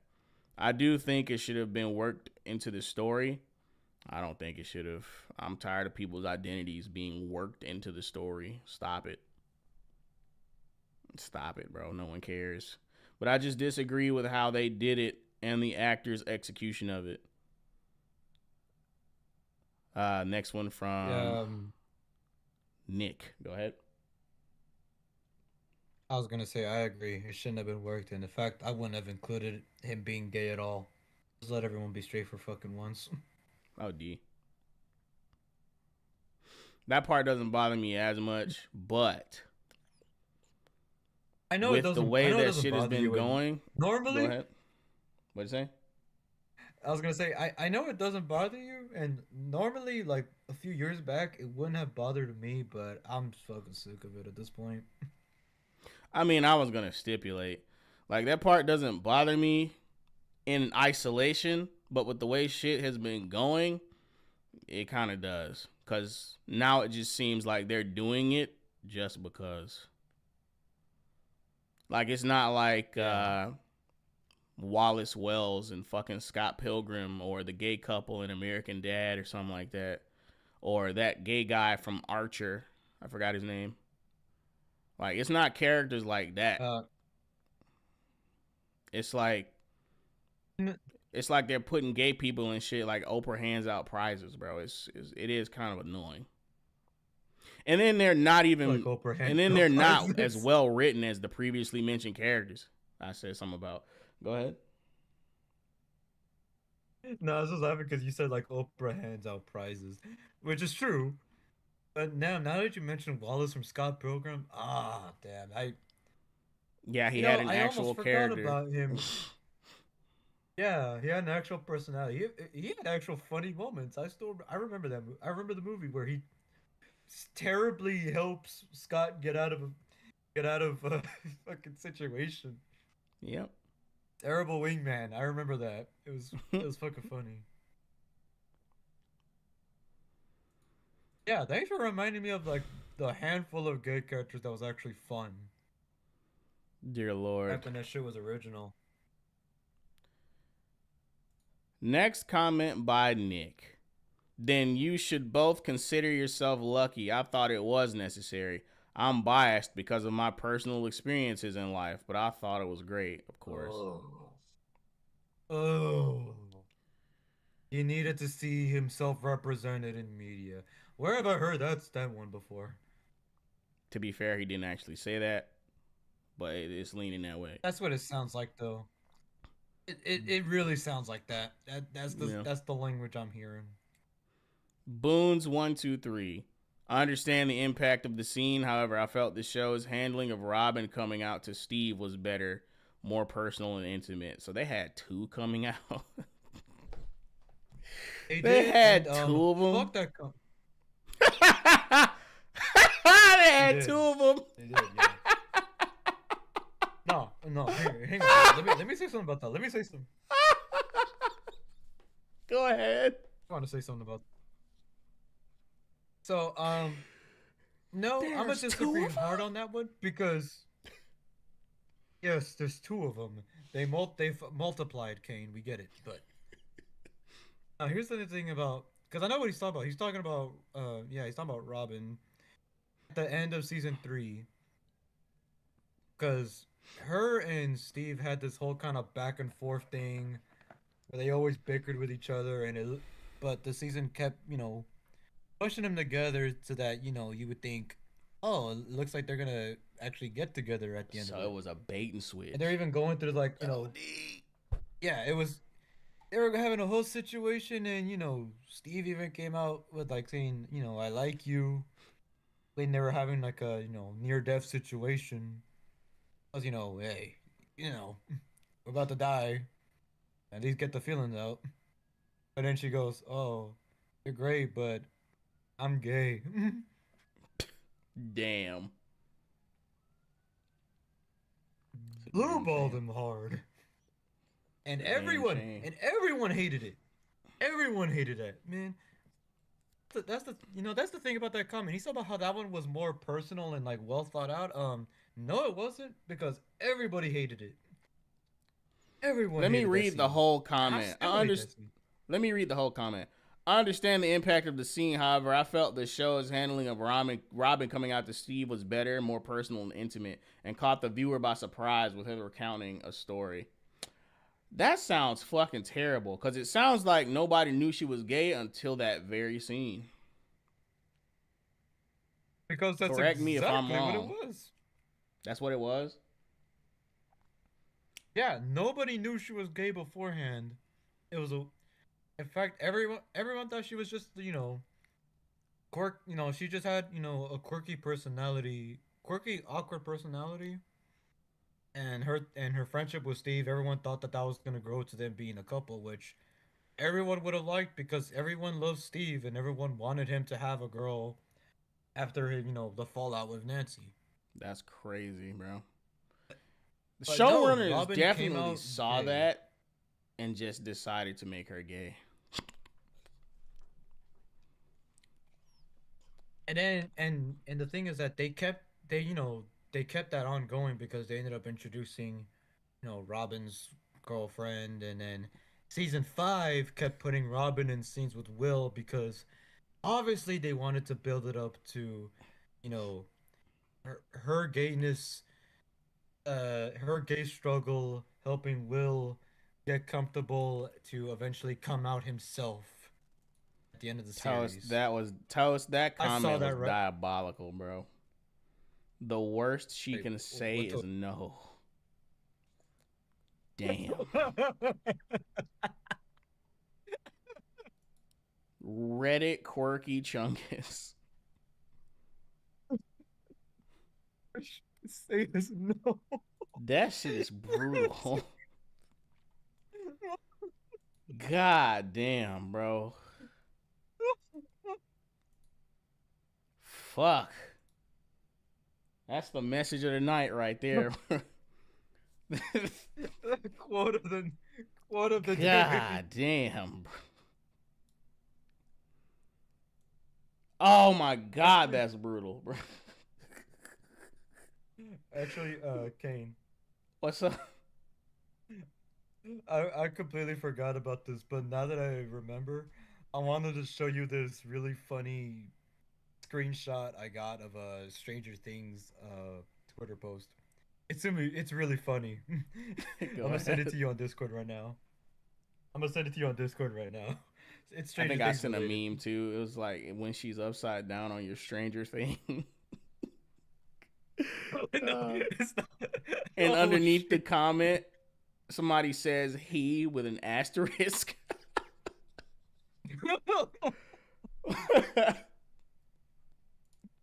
And it was a gif of Vecna spasming, bro. That shit was. I have not seen that. I have not seen that.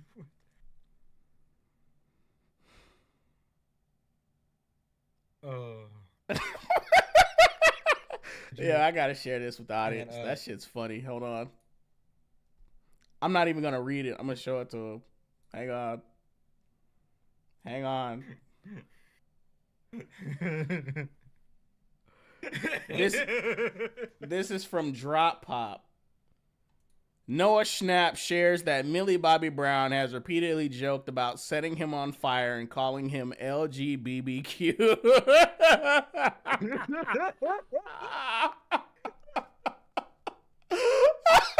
That's good shit. That's good shit. I remembered I had that saved, and I had to send it to you while we were talking about this. That shit is fun. That's phenomenal. That's hilarious, bro. That's a good joke. That is the most based fucking joke I heard. Some people need a sense of humor, bro. That shit was funny. Ugh. Most based fucking joke ever, man. Yeah. I'm trying to see if I can find mine. Fuck. When she's a. It was a couple days ago I posted this shit. This is horrible use of the show's time, but I really want to show you guys a good. Actually, no, I take it back. Memes are always a good use of this show's time. Y'all deserve this. Hold up. I mean, the fact that you showed the $5 billion meme that I sent you a while back, I feel like the $5 billion meme was dope. That was funny as hell. Yep. That $5 billion. Speaking of which, I totally recommend y'all watch FNAF 2. Push that shit to $5 billion, guys. Oh yeah, he wanted to talk about. He actually wanted to talk about Five Nights at Freddy's movie, the sequel. Which I am glad it got a sequel. The first movie was actually pretty good. It wasn't perfect, but it was pretty good. It was a good popcorn flick. You didn't feel like you wasted your money when you went to see it. That's all I can ask for nowadays. Yeah, I mean, originally I was just gonna wait until we were done with the show, but it's my bad. I'm fucking scrolling through a slew of Alex Jones Warhammer 40K memes, trying to find this. Damn it, bro. I'm sorry, y'all. This shit is taking way too long. Before going into FNAF 2, I do want to say there's only one part genuinely loved from Stranger Things season 5, and it's just a fucking counterattack roast from Murray, the conspiracy theorist dude. I don't know if any of you guys have seen that clip.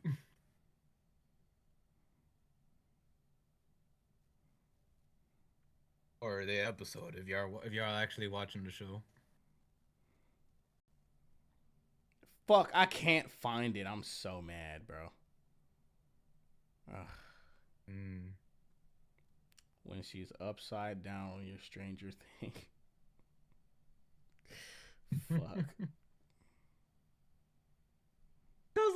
That sounds like a joke our friend Wes would make, but worse. She gorking on my mork till I wog.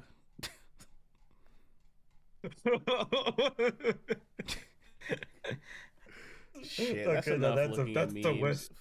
That's a West statement right there. Fuck, I cannot find it. I'm sorry, y'all. I've let you down. I couldn't find it. Anyway, we're gonna get through a couple more of these comments, and then we're gonna move on to our last two topics for tonight, and then we're gonna get y'all up out of here. Yeah. Well, once again, thank y'all for tuning in. Appreciate y'all. Your comments keep us going. Give us something to talk about. Appreciate it. All right. Also, I'm sorry if my commentary has not been the best today. Yeah, I don't feel like it's been that great. It's not over already, Tyrant. We're not Jover yet, okay? Okay, so the next comment says, People just didn't pay attention at all. There was a very clearly explained reason for why he came out so suddenly. See, this is the part you don't understand. People don't care. People don't care. First of all, people are debating whether or not it actually is sensible within the story. Second of all, let's say that it was sensible within the story. No one gives a shit. Just because it makes sense in the story doesn't mean I have to like it. You know how many endings have done that, bro? Like where somebody I like dies, or like some decision that makes complete and total sense occurs and I still just don't like it because it's not the outcome I would have wanted. You are not required to like some shit just because it makes sense. Sorry. Not that this did, but you know. Not speaking from experience because I don't watch Stranger Things, but the general fan consensus seems to be that the shit didn't make any sense. But he said he can use his powers when he thinks of happy thoughts like Peter Pan. Being ashamed of who he is was a blocker for him, so he needed to come out. See that? Why would... Okay, never mind. See, that's the other thing. I didn't think... Never mind, I won't even say nothing about it. The final mission doesn't need that type of roadblock. People are so busy being angry about this, they don't even think about why. No, they have thought about why. They still don't like it. They still don't fucking like it.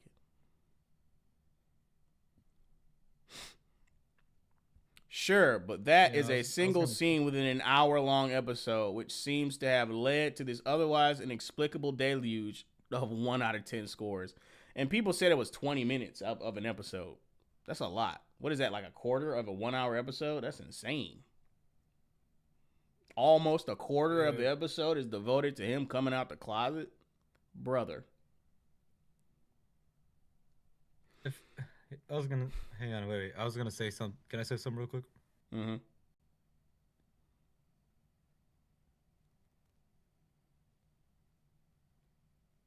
Go ahead. Oh, I didn't hear you say nothing else. I was like, wait, are you there? Nah, go ahead. I was gonna say, when you mentioned that people like still don't like it, even if it made sense in the story. Yeah, I agree with that. If I had a bomb under my seat chair right now that would go off unless I came out as gay, No, I still wouldn't like it. Like, right. Yeah, it makes sense in the story. It makes sense in the story because you need to confess your deepest, darkest secret, or else you die. But it don't mean that I'm gonna like the outcome of that either way. I mean, there's another layer to that some people just aren't capable of thinking about. It's the meta portion of story writing. Think about what kind of mindset the showrunners had to be in for them to curate that moment. You know what I mean? Yeah. Like them making his gayness be relevant to the story to the degree that it was a conscious decision. And correct me if I'm wrong, if you're somebody who's even a toe deep in pop culture, you have to know what general fan sentiments are towards certain trends going on in entertainment. And having characters for representation is one of those things that is on the downward end of people's excitement. So for them to know that people don't like these kinds of things and to put it in there anyway was a conscious choice. So people might not even dislike it on the surface level. They probably a lot of them could just dislike it from a meta perspective based on them knowing how the writers think. Like, even if it's well executed and even if it's sensible within the story, they might not like it because they know how the writer thinks. And they know that it was politically motivated. Like, it's identity politics stuff. Right, and back then I feel like it was good because can you really even say that it was actually that there was an actual time that it was more positively trending, like people actually liked having all that stuff? Because I'm starting to think Like that, Will and well, not starting to think, but it Grace. just Was Grey's Anatomy about like gay people? I Or am don't I know. bugging? I never watched Grey's Anatomy. I have I not think actually Will and watched Grey's Grace had Anatomy, gay so I don't characters in it. know. I don't know. I don't remember the gay shows from the times. I don't remember. But there were gay shows that people liked. I remember that shit. The only gay show I know that some people like is Owl House, and that's about it. Was Glee gay? I thought Glee was just about Glee Club. I don't assume Glee Club is Uh, automatically gay. maybe I guess maybe Glee was one of also, I want to those. also I want to respond to an earlier comment from Toast. Don't worry, I'm not. How can I wish that upon myself Okay. if I'm not actually gay? There's no need for me to worry about that. No, people did like Glee. I was just blindsided by you saying Glee was a gay show. I guess it did have gay characters. I guess that counts. But But then it was a again, show on CW. Of maybe course, it's a I gay show. misspoke. Maybe I misspoke because just because those shows might have had gay characters in them, don't mean that those shows are necessarily gay shows. But what I meant was there were shows that featured prominent characters that were gay that people liked, and those characters were actually fan favorites a lot of the time for one reason or another.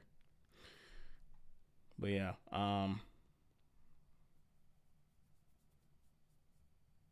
I want to read the next two comments and move on to the next article. We've spent a lot of time just lollygagging and reading comments. So this next one by Seth. I thought it was executed very well, and the acting was mid at worst and really good at best. What a scale. It's been foreshadowed the whole series and wasn't forced at all. I mean, him being gay wasn't forced, but the scene was. Two things could be true. I never defend woke stuff when it is forced, and this isn't at all. Maybe you are subconsciously annoyed that it's about a homosexual character, is all I'm saying. You're definitely speaking with hyperbole, and you know it.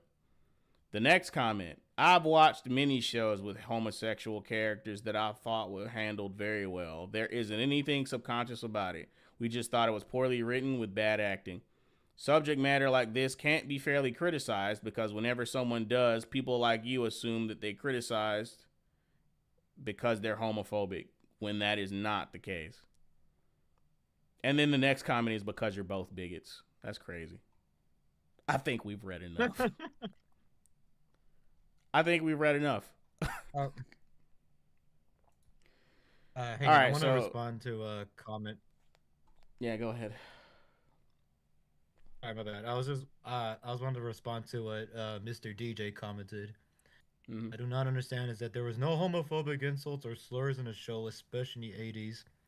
All they were bullied for it in the entire series was they played D&D. Yeah, yeah, that is a good point, and no one brought that up somehow. Yeah, they were bullied for playing D&D Somehow, because that was a very common thing to bully people for. Like he wasn't bullied for being gay on screen, was he? no, like, no gay character has ever actually been bullied for being gay. You never But heard the yeah, F 80 word the being 80s thrown were notorious around. for being very homophobic. So it's crazy how that wasn't really showcased. Because here's the thing, if they really wanted that to play off well, they would have to do that. Like in order for the shit not to seem forced, they would have to depict them actually getting bullied and facing hardship for their identity. The problem with that is that with the current times, nobody wants to see that shit either. Like people are tired of fucking misery porn. They're very tired of that shit. Like at this point, the only reason you would be going back in time is for misery porn. Unless you're like doing historical shit like going back to the Roman Empire or the Crusades or something. But from an identity politics perspective, the only reason you would be going back in time is for misery porn. That's it. That's why I complain about black people going back in time to the 80s and the 20s and well, maybe not the 80s, but like the 1920s and shit. Like, what? There's nothing for us back there, bro. The only possible reason you could be going back there is to showcase victimhood, bro. That's the only possible case. Yeah. Anything else to add about Stranger Things before we move on to our next topic involving more Netflix slop? I was gonna say in Stranger Things they kind of just avoid it by having just a typical fear of coming out with being gay, which technically would have actually made sense because like everyone's been saying, it's the 80s. No one was for that. The majority of people weren't for that fruity shit back then. And Why you even say though it the like 80s that? wasn't the best decade, but even though the 80s wasn't the best decade, somehow it's looking better and better than today's era. God damn it. That's wild shit. Uh, which is wild, which is also wild to say because the 80, every fictional media, or not every fictional media, but like a lot of fictional media I look at or read Mm-hmm. plays the 80s in like the same fucking way. You got the white boy jock, probably a Christian or whatever, bullies everyone else for either their race or for being gay or for doing quote unquote devil worshipping shit, which is just playing D&D or listening to rock music. Mm-hmm. Why is it that most I don't know why that's like most of Stephen King's type of shit, and Stranger Things is just Stephen King from another perspective. I guess. Oh, like I think I've read once that Stranger Things was legit based off Stephen King works like Firestarter and It. some Castle Rock type of books. It's yeah, Okay. which makes sense. Like I said, I'm not the It Stranger has Things fan. I'm on the outside looking in. I'm just covering the controversy. Because we've seen this elsewhere, right? Where something just shits the fucking bed and people are scrambling to the defense of it for whatever reason. Like The Last of Us 2, right? People hated that Joel got killed in the first fucking hour of the game or whatever, and then you see all these other people scrambling to defend that terrible fucking decision. Nobody liked Abby. People scrambled to defend that bitch for whatever fucking reason.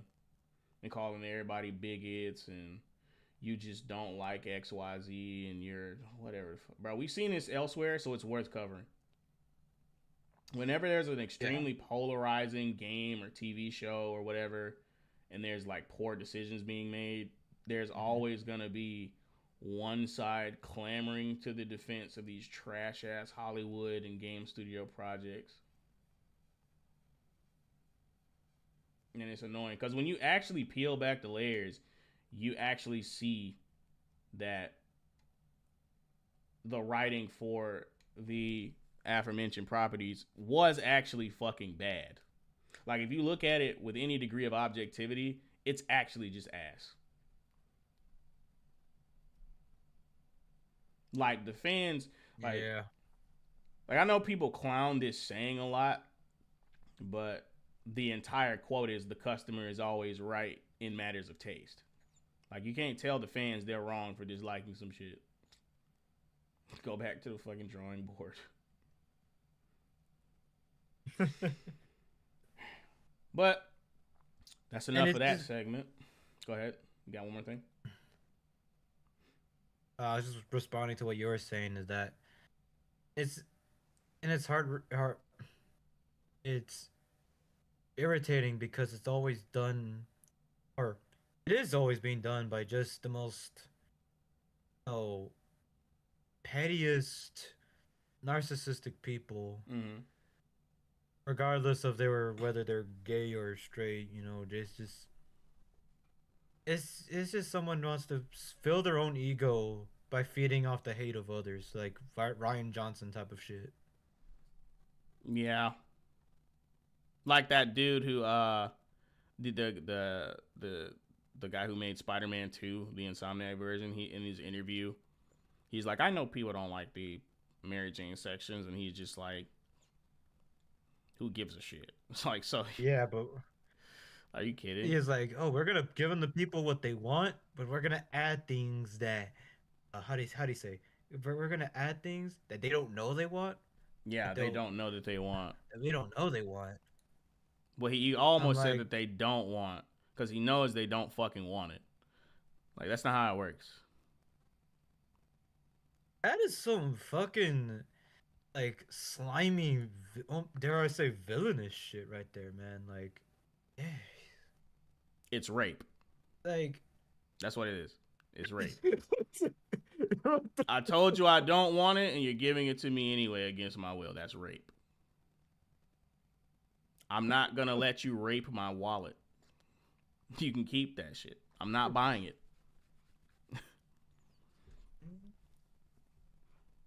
I didn't even think of that word, but yeah, that It's makes rape. sense, I guess. Yeah.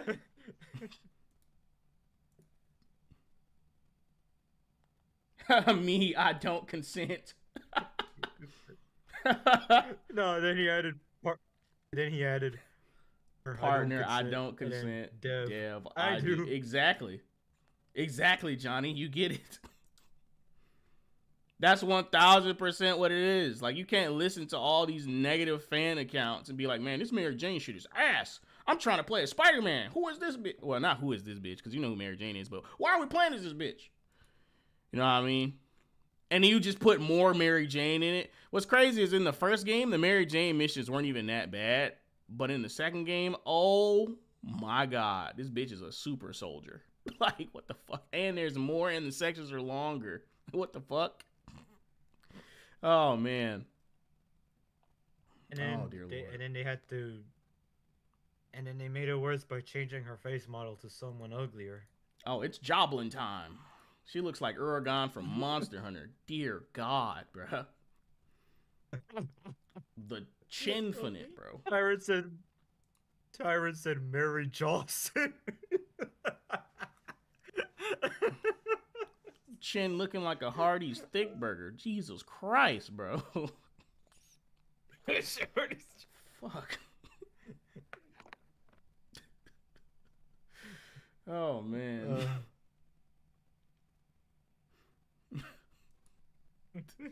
What the fuck were they thinking? Here comes the Crimson Chin. All right, that's enough. Crimson Chin. All right. The Nega Chin. All right. Let's move on to the next article. Fuck. We're going to have another one from Screen Rant because I think this article actually, I want to say this was like the longest article I could find on this because there's not really that much to say considering it was just an announcement. But yeah, Netflix's Assassin's Creed live action series adds first non-binary lead. Netflix's upcoming live action Assassin's Creed series adds its first non-binary lead ahead of the series' production start.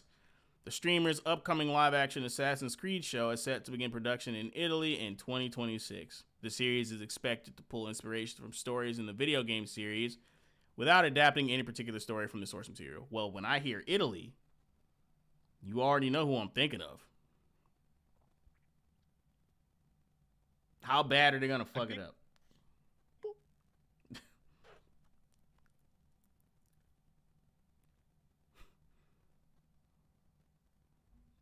Go ahead. Carl's Jr. supremacy. I said, no, it's because you said, you know who I think of, and I said black people? Italy? No. Are you trying to be funny, goddamn? When I hear Italy and Assassin's Creed in the same sentence, I'm thinking of Ezio Auditore, bro. Black people? No. Oh. Well, I mean, I have been watching the news lately, man. There seems to be getting darker lately. I thought that's was crazy. Italy, Wow.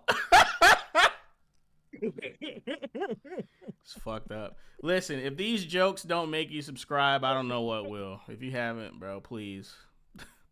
Anyway. should be afraid of this making people unsubscribe from you. That's crazy. I'm still gonna be laughing, bro, on the way out the door. I'm sorry. Uh, the series is expected to pull inspiration. I already read that. My bad. I mean, either way, I'm gonna think this is loosely based off Assassin's Creed 2 because Assassin's Creed Italy, it's a no-brainer for anyone who's familiar with the series, bro. According to Deadline, Lola Pettigrew has been cast as co-lead of Netflix's Assassin's Creed series, leading the series opposite previously confirmed lead Toby Wallace. As of writing, their character in the series has yet to be revealed. The same goes for when the series will be taking place, with the only confirmation being that Italy would serve as both a filming location and setting. It better take place I don't even know why I'm sorry. I have got to stop falling into the trap of giving expectations to people who don't give a fuck. What I was about to say was it better take place the same year it did in Assassin's Creed 2. But why did I waste my breath? You know what I mean? Why? We know who Netflix is. We know how they get down, bro. We know who they are. They'll cast Don Cheadle as Julius Caesar. Yeah. Pettigrew is best known for their role as Dollars Price in the Peabody Award-winning series Say Nothing, detailing the troubles of ethno-nationalist conflict in Northern Ireland from the 1970s to 1990s. They're also set to star in the upcoming British film I See Buildings Fall Like Lightning, which is currently filming as of writing. That's a cool movie title. That's a good movie title. I hope that shit doesn't suck. That's a good movie title. It's an intriguing title. Assassin's Creed is a video game series that takes players to different points of time, and each title showcasing the conflict between the morally just assassins and the villainous Templars. I don't remember that being entirely true. I thought both factions were generally morally ambiguous, but maybe the assassins are morally justified. I don't remember right off. This game series old as fuck. I'm sorry. While the organizations aren't named in the series description, go ahead. I was gonna say, I think it'd be better to ask the audience too if anyone's played the games on whether like the factions that you play as in or that you represent in Assassin's Creed are they actually like good? And like, is it like more of a good versus evil kind of story? Because I always thought Assassin's Creed was supposed to be morally ambiguous, but I don't know. At the same time, seems that Assassin's Creed is supposed to be more. Supposed to be like more. You're a good guy fighting from the shadows against an overarching evil faction, but I think like the one in France was supposed to be more revolting against corrupt elites type of deal. And Assassin's Creed 2, it definitely did. It was painted like all your targets were scumbags, but I'm talking about across the entire scope of Assassin's Creed in general, where the Templars always bad and the assassins always good, or was it more like morally ambiguous overall? That's the part I'm having trouble remembering.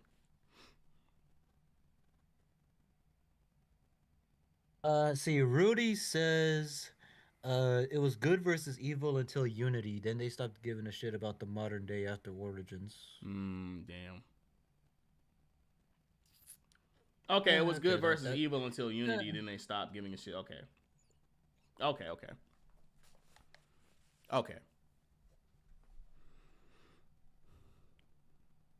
I'm so glad we have such an engaging audience. Nah, I'm glad too because We they really know need shit this that I forget. context. Shit, I don't think I played past Assassin's Creed 3. If memory serves. You forgot, and I myself just haven't played Assassin's Creed at all. I never actually, so I never really got into the lore of it. It's been a long time, bro. I just know it by, I just know it by reputation. While it has one of the most iconic video game symbols ever. But yeah, While the organizations aren't named in the Yeah. series description, the show will focus on two warring organizations whose conflict will ultimately determine the future of humanity. Why would the organizations be named anything else? Anyway. The series is being adapted by showrunners Roberto Patino and David Weiner. Overall, the show has been in development after Weiner. Ubisoft struck. I was trying to go past it. Overall, the show has been in development after Ubisoft struck a deal with Netflix in 2020 to adapt the series. This show is not the same as the Assassin's Creed animated series being developed by Adi Shankar, who most recently loosely adapted Devil May Cry. Assassin's Creed? Yeah, man. Who most recently loosely adapted Devil May Cry for the streamer. Go ahead. God fucking damn it. Why is he still getting work? That's the game, bro. That's the game, failing upwards, as the system intended. Oh. Since it doesn't seem like the show will be a direct adaptation of any singular video game in the franchise, it remains to be seen who Pettigrew is going to be portraying. Without confirmation as of the timeline of the show, it's possible that they could be playing an assassin or an ancestor who gets hooked up to the Animus, depending on what the storyline requires. Whatever. I don't even think that's how the Animus works, by the way. I'm pretty sure the Animus is just regular motherfuckers at a research center going into the simulation to learn about historical events and from the perspective of important historical figures. But whatever. I know that the lore with the Animus got fucked up because Assassin's Creed used to be like a game that was supposed to be like historical fiction, but the setting that they were taken from was like historically accurate. Like it was fictional historical figures or maybe folklorish historical figures, but everything else that was portrayed was supposed to be true to form. At least that's how I fucking remember it.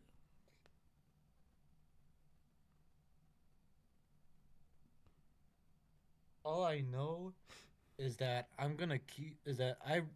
I was right to call this guy Addy Shitcar because every IP he goes, he just takes a giant fucking dump on it. Yeah, bro. Fuck that guy. They kept up with that, Rudy, until I forget which game they fell off.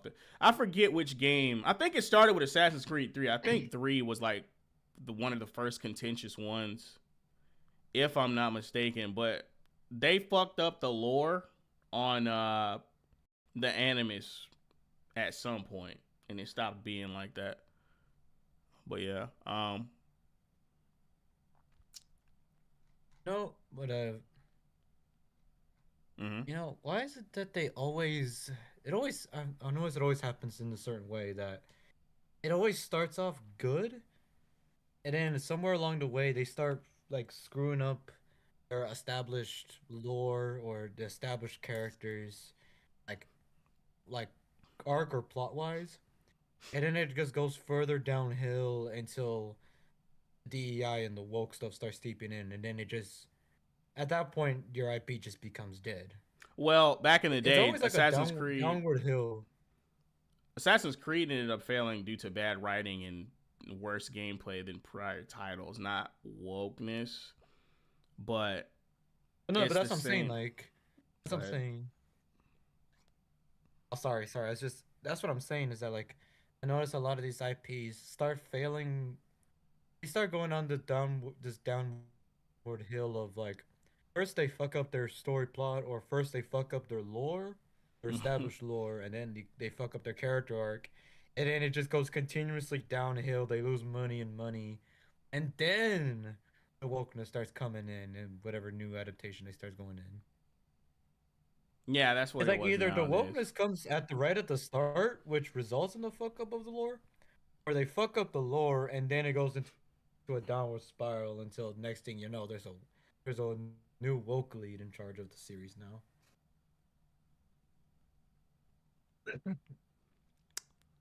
Damn, I'm trying to remember. I think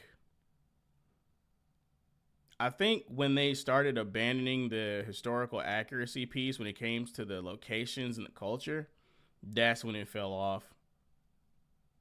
Like that's the exact point, and like the reason why that happens, or at least the reason why that used to happen back in the day, is because of the long breaks in between games. The old writers get replaced, the old developers get replaced, and nobody goes back to do their due diligence because they're too prideful or whatever it is. It could be anything, but anyway, the fact that the original teams aren't responsible for making the game that comes after a long break, it's not as good.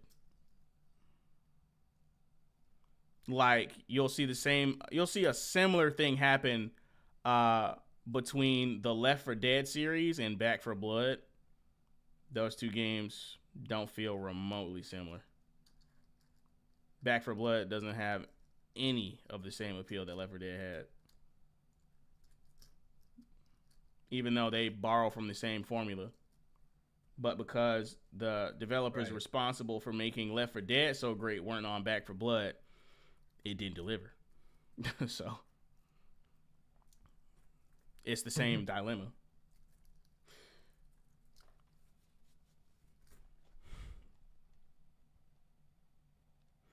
I want people to remember that there were other reasons why gaming was going bad before all the politics shit, because a lot of the industry issues by themselves when it comes to rushed games and pushing games back and deadlines that are ridiculous, resulting in poor quality, that those were the biggest reasons before all of the political stuff. Like, people need to remember that, because current times make you forget about the old problems. Yeah, that's true. Here we go again. Just because an actor is these non-binary, this is actually a good point. Just because an actor is non-binary doesn't mean a character will be, she played a hetero person in Bridgerton. I mean, that's true. That said, do we really trust Netflix? The problem, this isn't the problem. The problem is that we don't trust anybody making content anymore. We don't. Wasn't that... Hang on, this reminds me, actually. Isn't that what they were saying towards the Legend of Zelda movie in production, where they were casting like a trans person to play Zelda? Yeah. Like, I think Zelda, the character, was still supposed to be a woman, but they casted a trans woman. Can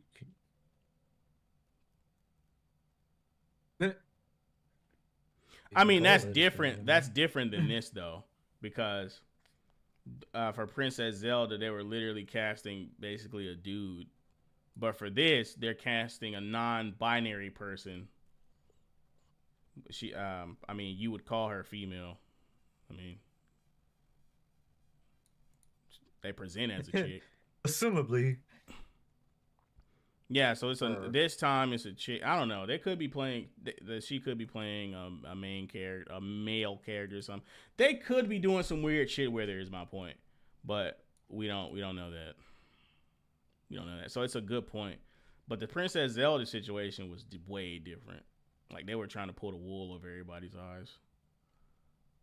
This person says they're gonna kill video game adaptations next after ruining superhero movies. Can't wait. I mean, video game adaptations don't exactly have a good reputation, my guy.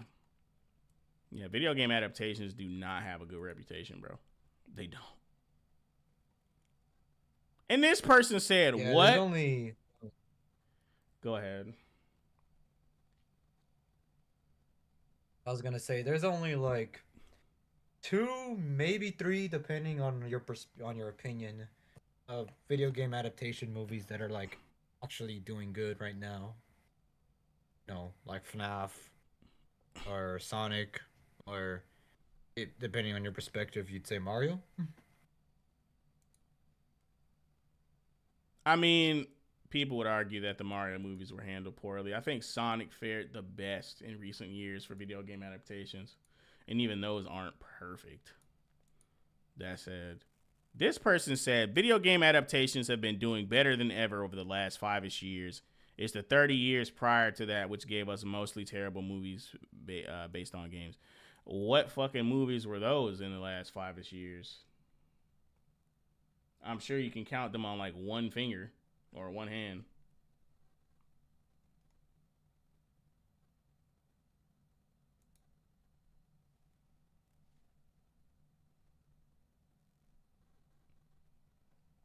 Hang on, I think Discord crashed. God damn it, dude.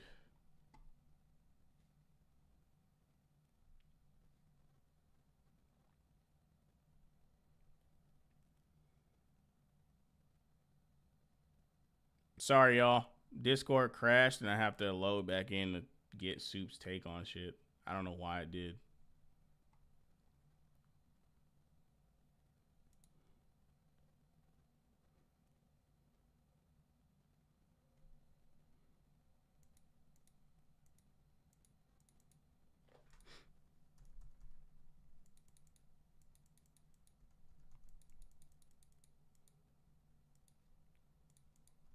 We got one more article and then we're out of here, guys.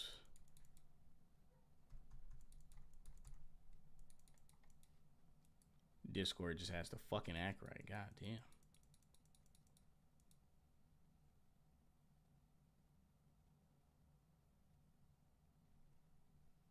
All right, there we go.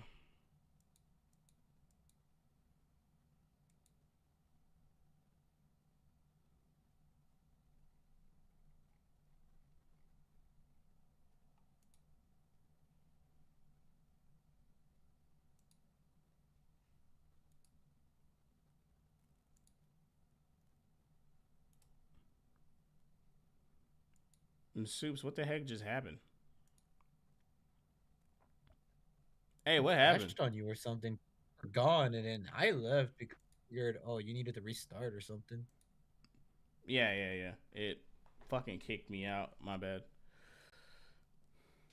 But yeah, what I was saying is what fucking movies that are video game adaptations have been good for the past 5 years. I don't know what this person's talking about. Well, again, I was trying to say that. I mean, you could say that the FNAF, Sonic, and Mario were pretty good. At the Okay. very least, I can say I Okay. enjoy Mario for the most part. No, that's three I movies. like the Sonic movies. Yeah. They count because like the Oh, FNAF speaking movies, of that's which, based on a game. Mario movie. I mean, I guess the Mario movie had good reception. I guess. I mean, I don't think people who are like deep into the Mario lore like it. I don't know why they. I didn't like the Mario movie because they made him a guy from Brooklyn or a guy from New York. Why couldn't he have just been a guy from the Mushroom Kingdom? Why didn't he have his voice from the games? Why wasn't it a regular Mario story where Mario was not? He didn't even have to necessarily be saving Princess Peach, but you know what I mean, just like a regular Mario story. You know, like I don't get it. yeah, yeah, I hear you. I was gonna say, the Mario movie was generally received well. Mm-hmm. I I didn't mind most of it, but I do agree. I noticed that Mario didn't really have much to do with saving Princess Peach, which yeah, that rubbed me the wrong way. And it doesn't help that most of the people casted in the movies are generally like the worst fucking people you'll see on Twitter, especially My Jack problem, Black. my problem with Grimdark's comment is that you have to ignore the 30 prior years of terrible games adaptations in order to deflect away from this possibly being bad just because of the three movies that were kind of decent from 5 years ago. Or, you know what I mean? It's just kind of weird how they're Which framing it that way. Like games adaptations reputations aren't saved because of Five Nights at Freddy's, Mario, and fucking Sonic. Sorry, those are exceptions. Speaking of Now, which, I wanted to ask you, have you seen? go ahead. Hello? Yeah. Oh, I was gonna say, speaking of which, Have you seen the trailer for the Street Fighter live action movie that they're doing? That shit looks like ass, and it's not going to be good, bro. It's not gonna be good, bro. Eh, Oh yeah, by I the thought way, it looked they're like ignoring Mortal Kombat. They're ignoring the Street Fighter movie's gonna be ass. Mortal Kombat was not a good game adaptation movie. Um, that shit was not good. I don't think Mortal Kombat's ever actually had a good adaptation outside Nope, of no, no, like no, no, no. maybe That's not the true. original That's not 90s. true. The first one was good. I was gonna say the 90s movie, the first one. I was just about to say that. Oh, my bad.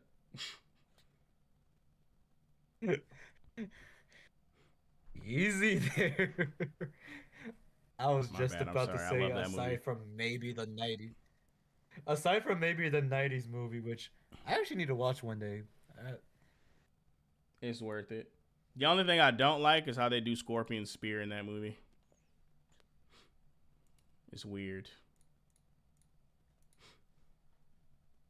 Oh yeah, because doesn't it like come out of his hand during the in that movie universe? Yeah, it's like a weird like creature thing that comes out of his hand. Yeah. He does say the line though. Yeah. That's cool. I like that he says the line. That's You know like the the one. one thing that's like the only thing that Mortal Kombat consistently always tries to get right is he always has to The say fan the service. line. He always has to say the thing. Mortal Yeah. Kombat does fan service very, very, very well. So well.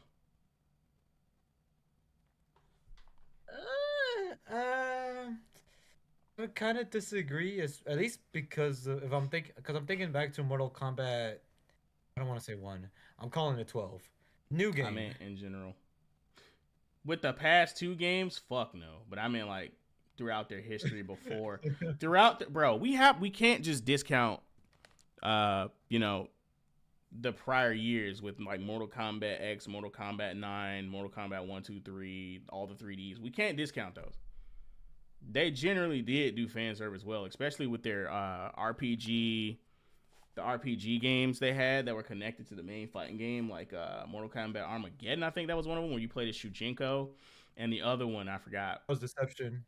Deception. Deception was Shujinko. Yeah, Which one did you play as Taven? that's Armageddon. Armageddon. Okay. Yeah. No, they generally do handle their properties well, but just not now. Not in recent years. Not at all. Nope. Yeah, I agree. I agree. Back in the 90s and like early 2000s, they did have a good hold on their lore and things like that. Shit, even the mid 2000s with Mortal Kombat X. But once that ended, no. No. Wait, that Mortal Kombat X is in mid 2000s. That was like 2015, I think. I mean, I didn't mean mid 2000s. I mean 2010s. 2010s. I don't know, cause I didn't really like Mortal Kombat X that much. Mortal Kombat 9 was good for the most part, but even then, the story kind of makes me mad at the end. No, Mortal Kombat 9 was good, but you're right though. The decision they made to like reset the timeline with the amulet, that shit sucked. When they introduced more of the time travel shit, that's when it went downhill. Holy fuck. Yeah. But yeah, It's like they wanted to reboot, but at the same time keep the original events going on, but they didn't know how to do that. it became a shit storm, Weird. bro. The second they introduced time Yeah. travel, it became a shit storm. You don't even have to introduce time travel to make all the characters playable. I don't know why they think they have to do that. Just make all the characters playable. No one cares, bro. They can be non-canon within the story.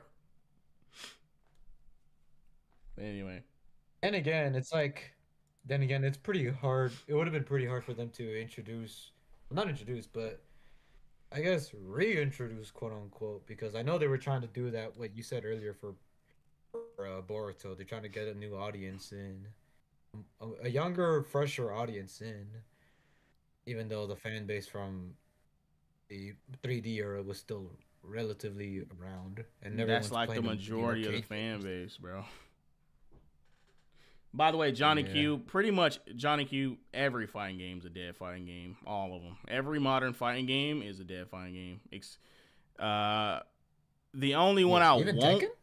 the only one I won't count as a dead fighting game is Dragon Ball Fighter Z because that shit just ended up dying because a new game came out. Dragon Ball Fighter Z was hot from its release all the way up until when it died.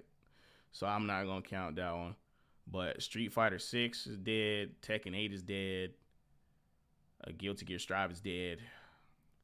Mortal Kombat 1 is dead. All them hoes dead, bro. Because they keep trying to simplify fighting games. They keep trying to take away what makes fighting games good. That's why they're dead, Yeah, bro. fair enough. All of them are dead. Yeah, only 200 Evo participants. Yeah. Look, have you seen the fucking lineup for Evo, bro? It's pathetic, bro. It's so bad.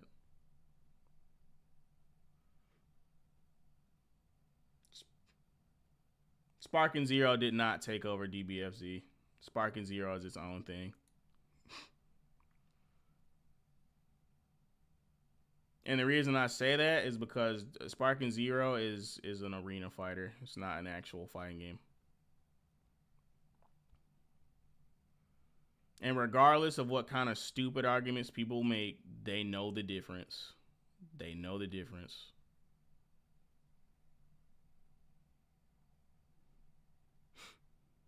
Speaking of fighting games, when I saw the Street Fighter trailer for the new movie, Mm-hmm. I thought it was just kind of meant to be like, intentionally like cheesy, corny-ish with the effects, because like they're trying to replicate like the arcade era. Mm-hmm. And I thought, it looks cheesy, but it looked like it could be like a cheesy, fun kind of movie.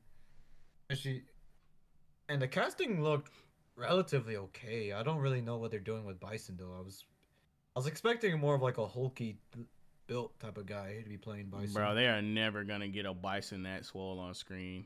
They're not, bro. Is it We'll just that talk more, impossible?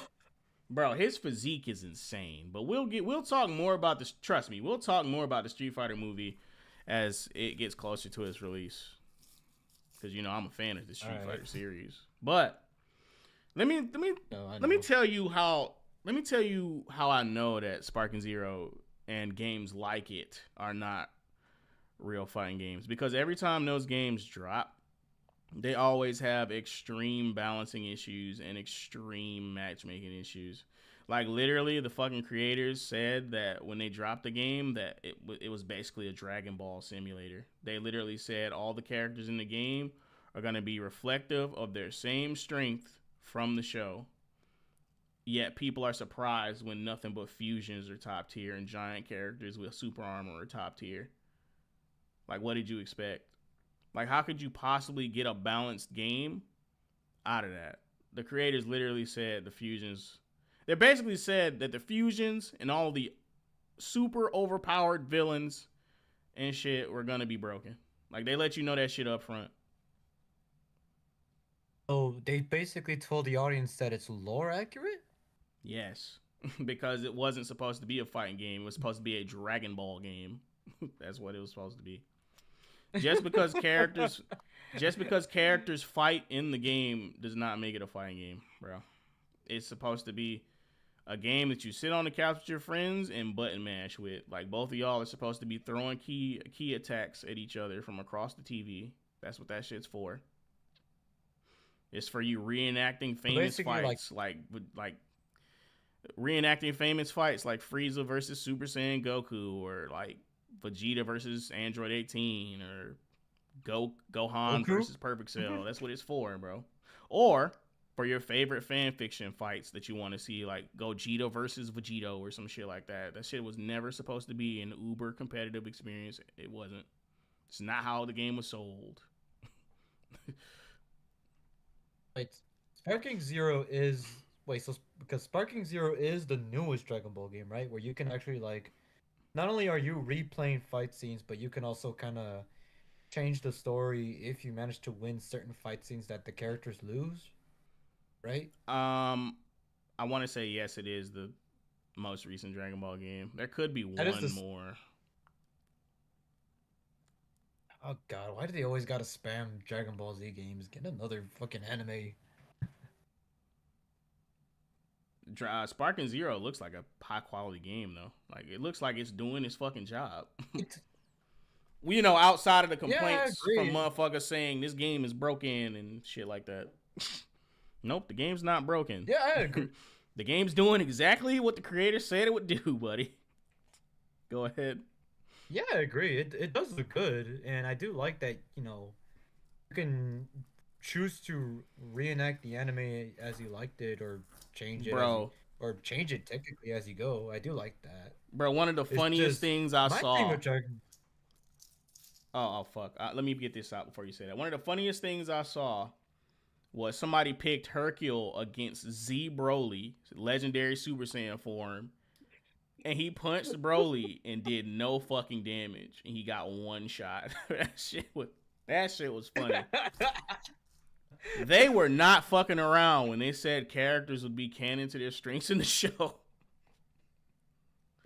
Broly just stood there and took all the punches, just like staring at him. Yeah, that shit was funny. Oh, Hercule yeah. versus Broly. So they really weren't kidding about lore accuracy. I respect that much at least. Nope. My my only kind of, I guess, nitpick with this is just that it feels like they've already kind of done that with like several Dragon Ball Z games already throughout the years. But this time there's time travel and more characters. For the record, I don't actually care that they've done it before. Like I'm sorry. I love Dragon Ball Z. I don't care that they've done it before. I like the fact that they're including more characters like Future Gohan and like, more obscure characters and shit, like from all over Dragon Ball. I think they're gonna include some Dragon Ball Heroes characters too, if I'm not lying or getting my hopes up.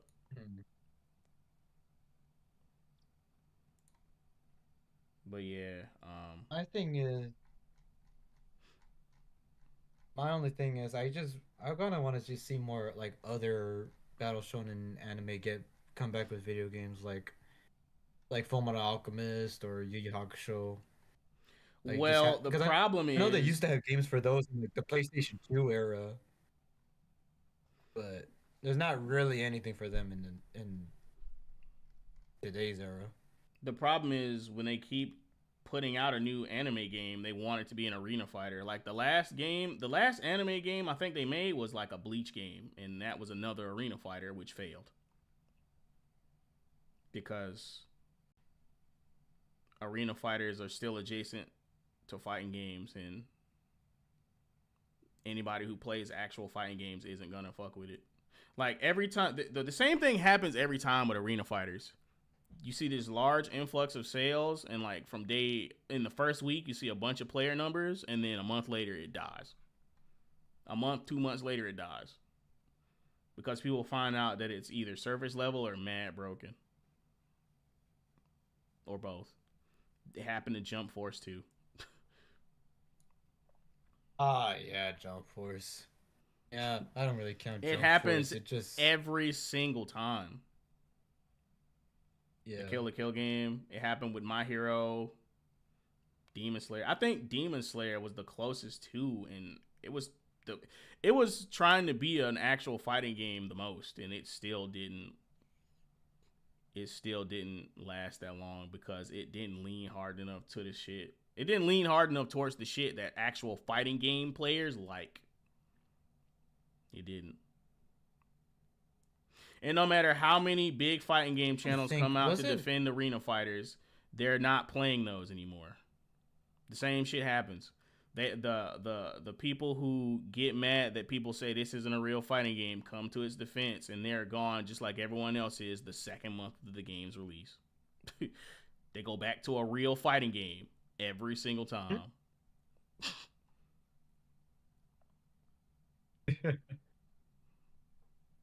Yeah, I was gonna say because my memories. Yeah, because I remember the Naruto Storm games kind of played that way too. Yeah, But at least with that one, you also have like another section where you can walk. You could walk around as Naruto doing side quests and shit, but like the actual story is the same as the anime, but you're playing it like a fighting game. I think yeah, like My Hero and I think Demon Slayer tried to copy that same style. It didn't lean enough into the formula. It didn't lean enough on the fighting game formula. It didn't. But anyway, Why do you enough guys? enough Why do they all sidebarring. need like you said earlier? Nah, say what you wanted to say, and then we're gonna read this article. I was just gonna say, why did they all need to be like just fighting games? Because like you said, with Dragon Ball Z, it's just a Dragon Ball Z game, and with the other animes, they're just trying to be fighting games. Why is that? I Well, feel like they arena would be better fighters, off as just no, open world games. arena fighters are their own thing, despite people desperately trying to put them under the same umbrella as fighting games. They're their own thing. The reason why those games get made is kind of Oh, because okay. they've always been made. Because I mean, it is a good idea because like, especially for shonen anime, you do want to play as your favorite anime characters and beat people up and shit, and have this like large spectacle of like ultimate attacks and everything. But I think those games would have more staying power if they actually leaned into the fighting game formula. They just never do. They just never do, for whatever reason. Hmm. Right. But yeah, if they made, but like, for instance, if they made a fighting game, if they made a game like Dragon Ball Fighters with Naruto, that shit would be a fucking hit because it would have real tech, real fighting game mechanics, a real fighting game defense system. You know what I mean? It would have the nitty gritty shit that actual fighting game players play those games for. Like, you could literally take any popular shonen and make it a real fighting game, and the shit would be instantly popular. They're just not doing that. Right. They're just not doing that shit.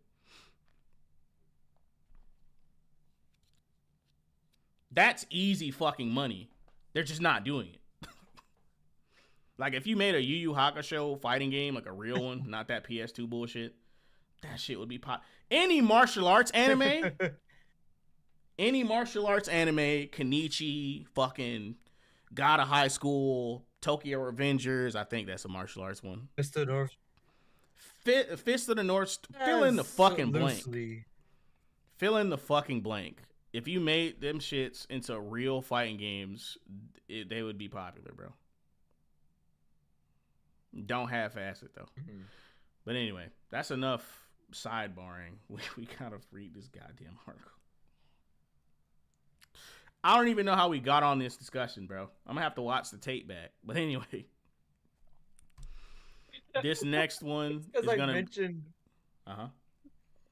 because we were talking about video game adaptations, and I asked you if you saw the Street Fighter live action trailer. Oh yeah. Hell yeah, I would play a Sailor Moon fighting game. The fuck? Yes, I would. Gundam, all of that. Bro, a Gundam fire game would be Yeah. so crazy. But anyway, Yeah, those are good. this next one is gonna be from That Park Place. And it says LGBTQ content appears in nearly half of Netflix kids shows. New study finds. A Boy in a Dress and Strawberry Shortcake, The Beast of Berry Bog, rated for children of all ages. Netflix, excuse me. A new report examining LGBTQ representation in Netflix children's programming concludes that a substantial share of the platform's kid-rated content now includes same-sex or gender themes, prompting renewed scrutiny of age ratings and parental expectations.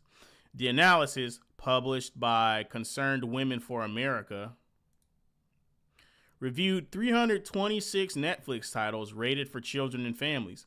According to the findings, LGBTQ themes appear in 1/3 of all child-rated programs on the service and in 41% of shows rated TVG or TVY7. Categories long understood by parents to indicate broadly neutral general audience fare. Yeah, that is very deceptive. What the study found. Yeah. CWA's review breaks down representation by rating tier, including content aimed at the youngest viewers. 41% of TVG and TVY7 titles include LGBTQ themes. 33% of all youth-rated Netflix shows include such themes. 21% of TVY preschool targeted Netflix programs include LGBTQ themes. And that's a picture of Netflix co-CEO Ted Sarandos. The study notes that representation ranges from clearly identified characters to implied or background elements. Examples cited include The Magic School Bus Rides Again and Strawberry Shortcake Berry in the Big City, which the report says featured gender politics characters. Criticism of ratings and oversight. They wokeified the Magic School Bus too? God fucking damn it. Apparently, my memory's foggy on that one, but I think I remember them changing Miss Frizzle out for another character. I could be completely hallucinating that. Like I said, I think I remember seeing something about the new Magic School Bus, but it was so long ago, bro. And I did not go investigate. Criticism of ratings and oversight. CWA CEO Penny Nance said the scope of the findings surprised her, particularly where content for very young children is concerned. Over 20% of programming aimed at the smallest viewers had LGBTQ themes included, Nance said. I was most surprised that they had even targeted preschool children. Why the hell is this here? Avatar The Last Airbender, Gordon Cormier as Aang in episode 101 of Avatar The Last Airbender. Why? I don't know. That feels unrelated. They only had anyway. Because I was gonna say the closest relation to that was like that one Lincoln. Or I guess there was controversy with this show. You wouldn't hear where they well, how to say, the only kind of woke type of controversy with the show was that them changing up the gender for two ancient lovers in one of the episodes. But even then, that was skipped. That was like, you would have missed that if you weren't paying attention. Like, I didn't even catch that when I saw that. It was another person in the audience who caught that besides me, and that pissed me off even more towards that show. I was already mad at that show for just the direction they took. Yeah. And then there was that sliver of woke that I didn't even catch on to that the first time around. Of course, we're about to loop back around to Stranger Things is a lot more. No, that one was a lot more openly and forceful with that one. By the way, I fucked around and looked at the comments, and I just want to put this out there just because I'm a fighting game fan. Yeah, I mained Perfect Cell, Trunks, and Teen Gohan in Dragon Ball FighterZ. Yeah, and I don't want to hear anything because Teen Gohan was trash for like 2 seasons.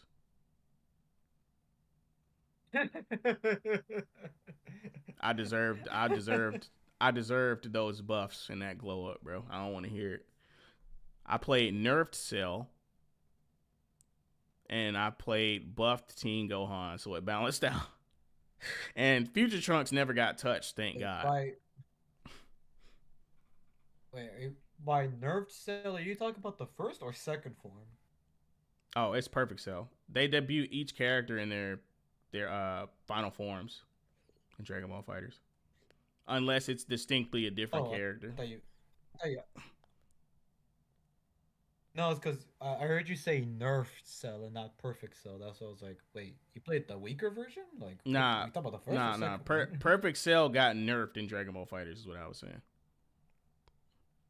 He was still fucking disgusting even after the nerfs, but I played Nerf Cell. But they buffed Teen Gohan, so my team ended up being broken anyway. But anyway,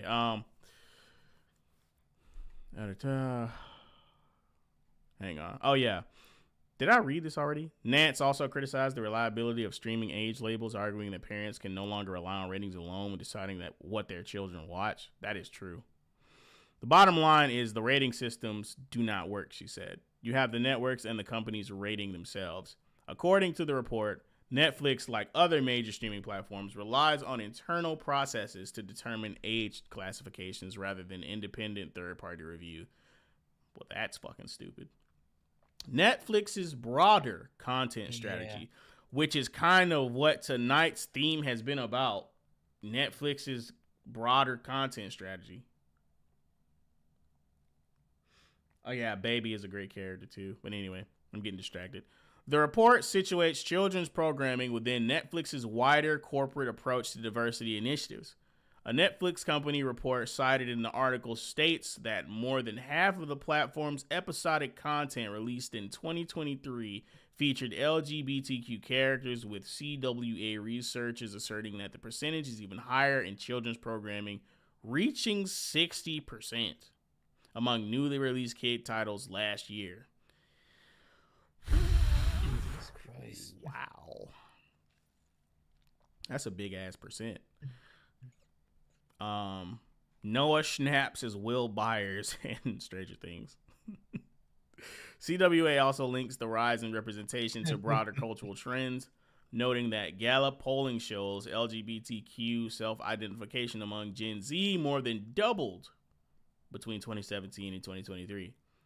The organization points to 2021 as a key inflection point, coinciding with increased streaming consumption during global lockdowns. Franchises and reboots. The study highlights several well-known franchises that have been rebooted or reimagined with LGBTQ storylines, including She-Ra, Power Rangers, and The Babysitter's Club. Nance characterized these changes as a departure from the original tone of the properties. Masters of the Universe. Shit. It is sad that these incredible franchises have been rewritten to have a bias toward left-wing ideology and gender ideology, she said. Implications for parents. The report concludes with a warning to families that traditional content signals may no longer be sufficient. The days of just checking the rating and feeling okay about it are over, Nance said. Parents are right to be on their guard. Unfortunately, Netflix has let them down, as has much of the industry.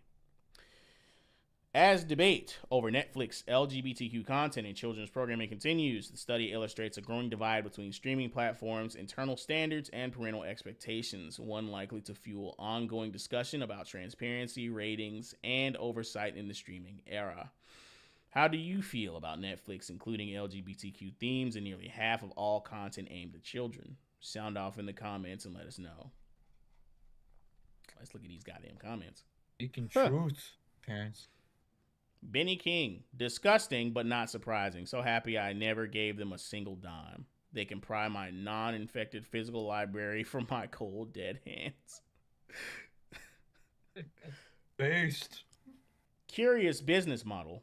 Run an agenda to destroy the nuclear family. Wonder where your audience is with no kids being born in the West. Exactly. I am sure the kids of those moderate reformed Muslim barbarians being imported en masse to the West will fill the gaps. Holy shit. The streamers just need to wrap up their purchase of the politicians who are holding out.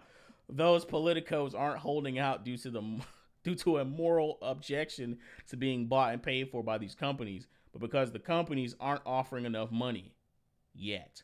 Once they do that, they can make sure access to the streaming services is a civil right, and the government has to spend tax dollars to make sure everyone gets all the streaming services and the necessary internet access for free. I'd like to see similar studies be done with Disney Plus and other streaming services. Yeah, me too, honestly. One of many reasons I don't give Netflix my money. The groomers aren't even hiding it anymore. Well, no, they absolutely are. That's the point of this article. Like, don't get me wrong, I get what they're saying. This was kind of a terrible place to deploy that. They are hiding it. Well, anyway. in some regard, they are hiding it, but then there's others where it was like blatantly, like kind of in your face, like cuties. Yeah. It's Yeah, weird. yeah, yeah. Most That was people on Netflix are people hiding. dismiss that as being French though. It's big French. They did. What? They dismissed that. They dismissed that shit as being French, and that's why it was weird. I got to hey, listen. I don't know.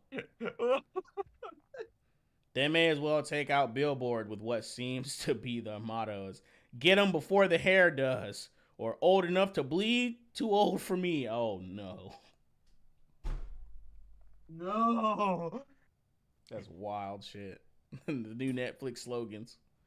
The mind of a child is one of the least protected of all our natural resources. Oh man. The final comment reads, "I'm proudly not subscribed Oh, to Netflix. Never will be either." All right, and that's the those are the comments. Holy shit. Man, how do I, y'all feel I about love that? this. I love this comment section. I love this comment section. They are brutally honest. The French made the Onirism game too. It's all making sense now. What the fuck is Onirism? Hold on. I don't know. Is that wait? I don't think I've seen this. Wow. Okay, I get it. I'm gonna not Oh, okay, I'm gonna wait. use my imagination as to what that means.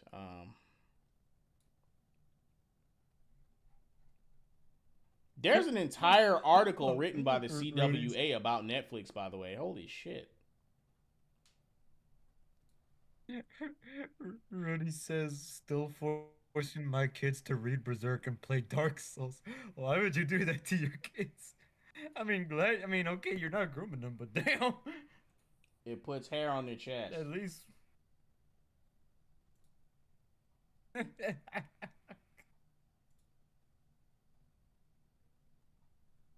All right, y'all check out that article for the CWA's research on this topic.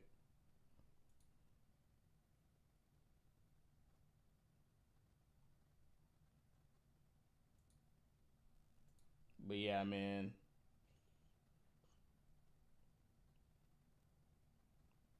I don't think I have anything else to say, The bro. Chinese. Netflix is they've been shit for a long time, dude. We've seen the political slant latent in all of their popular content for a long time. Um, and they just acquired Warner Since Brothers, we're so it's all downhill from here. Go ahead. no, this has me thinking now.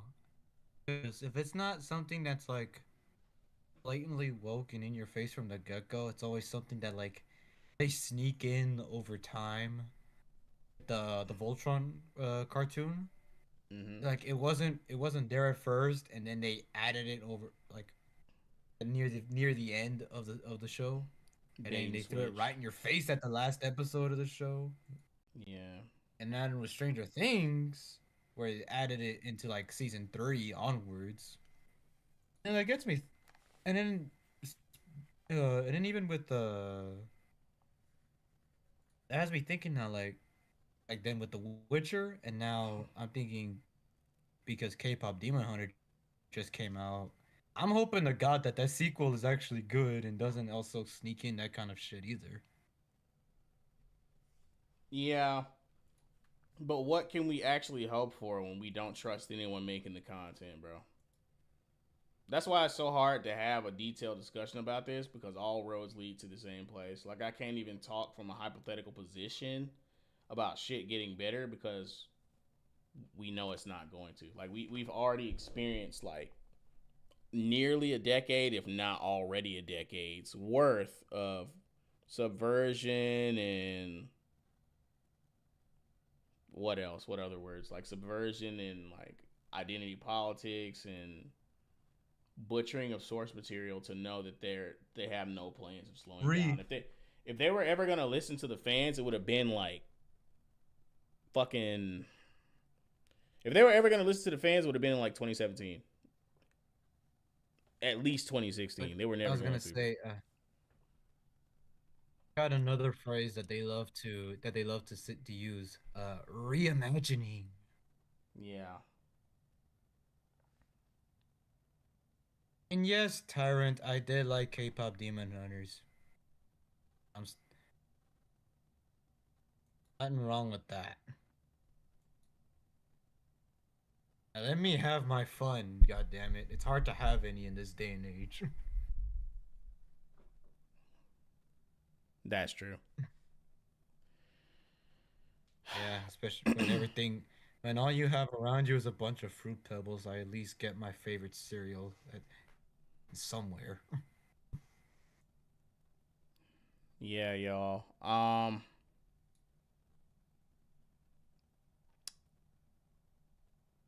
I think that's gonna do it for tonight's episode, man. I appreciate y'all coming in, viewing with us. The first stream of the year.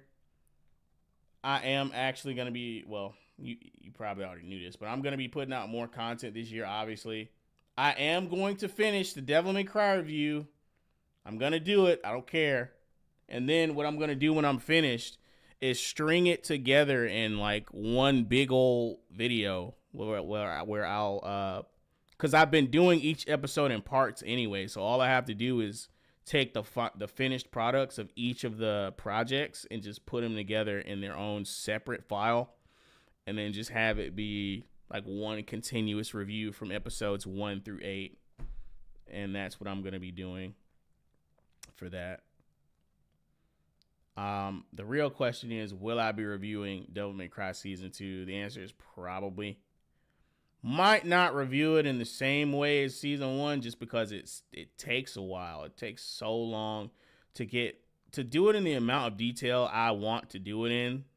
It takes too long, so I have to come up with a new formula that's much faster and less taxing. Because the shit is hard to do. Yeah. And the fact that it takes so long isn't even the worst part. It's the fact that it gets copyright struck, even though it's clearly fucking fair use. But, our tech oligarch overlords don't give a shit about a dissenting opinion. So there's that. Yeah, they gotta protect Addy Shitcar's precious ego. Yeah.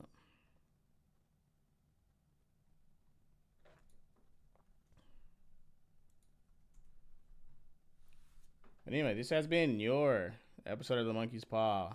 Don't forget to like, share, subscribe, click links in the description to keep your fingers on the pulse of Cosmogoth. This has been your gracious host, Kaine Walker and Soups. And we will see you all again next time. Peace. Peace out, guys. Good to be back.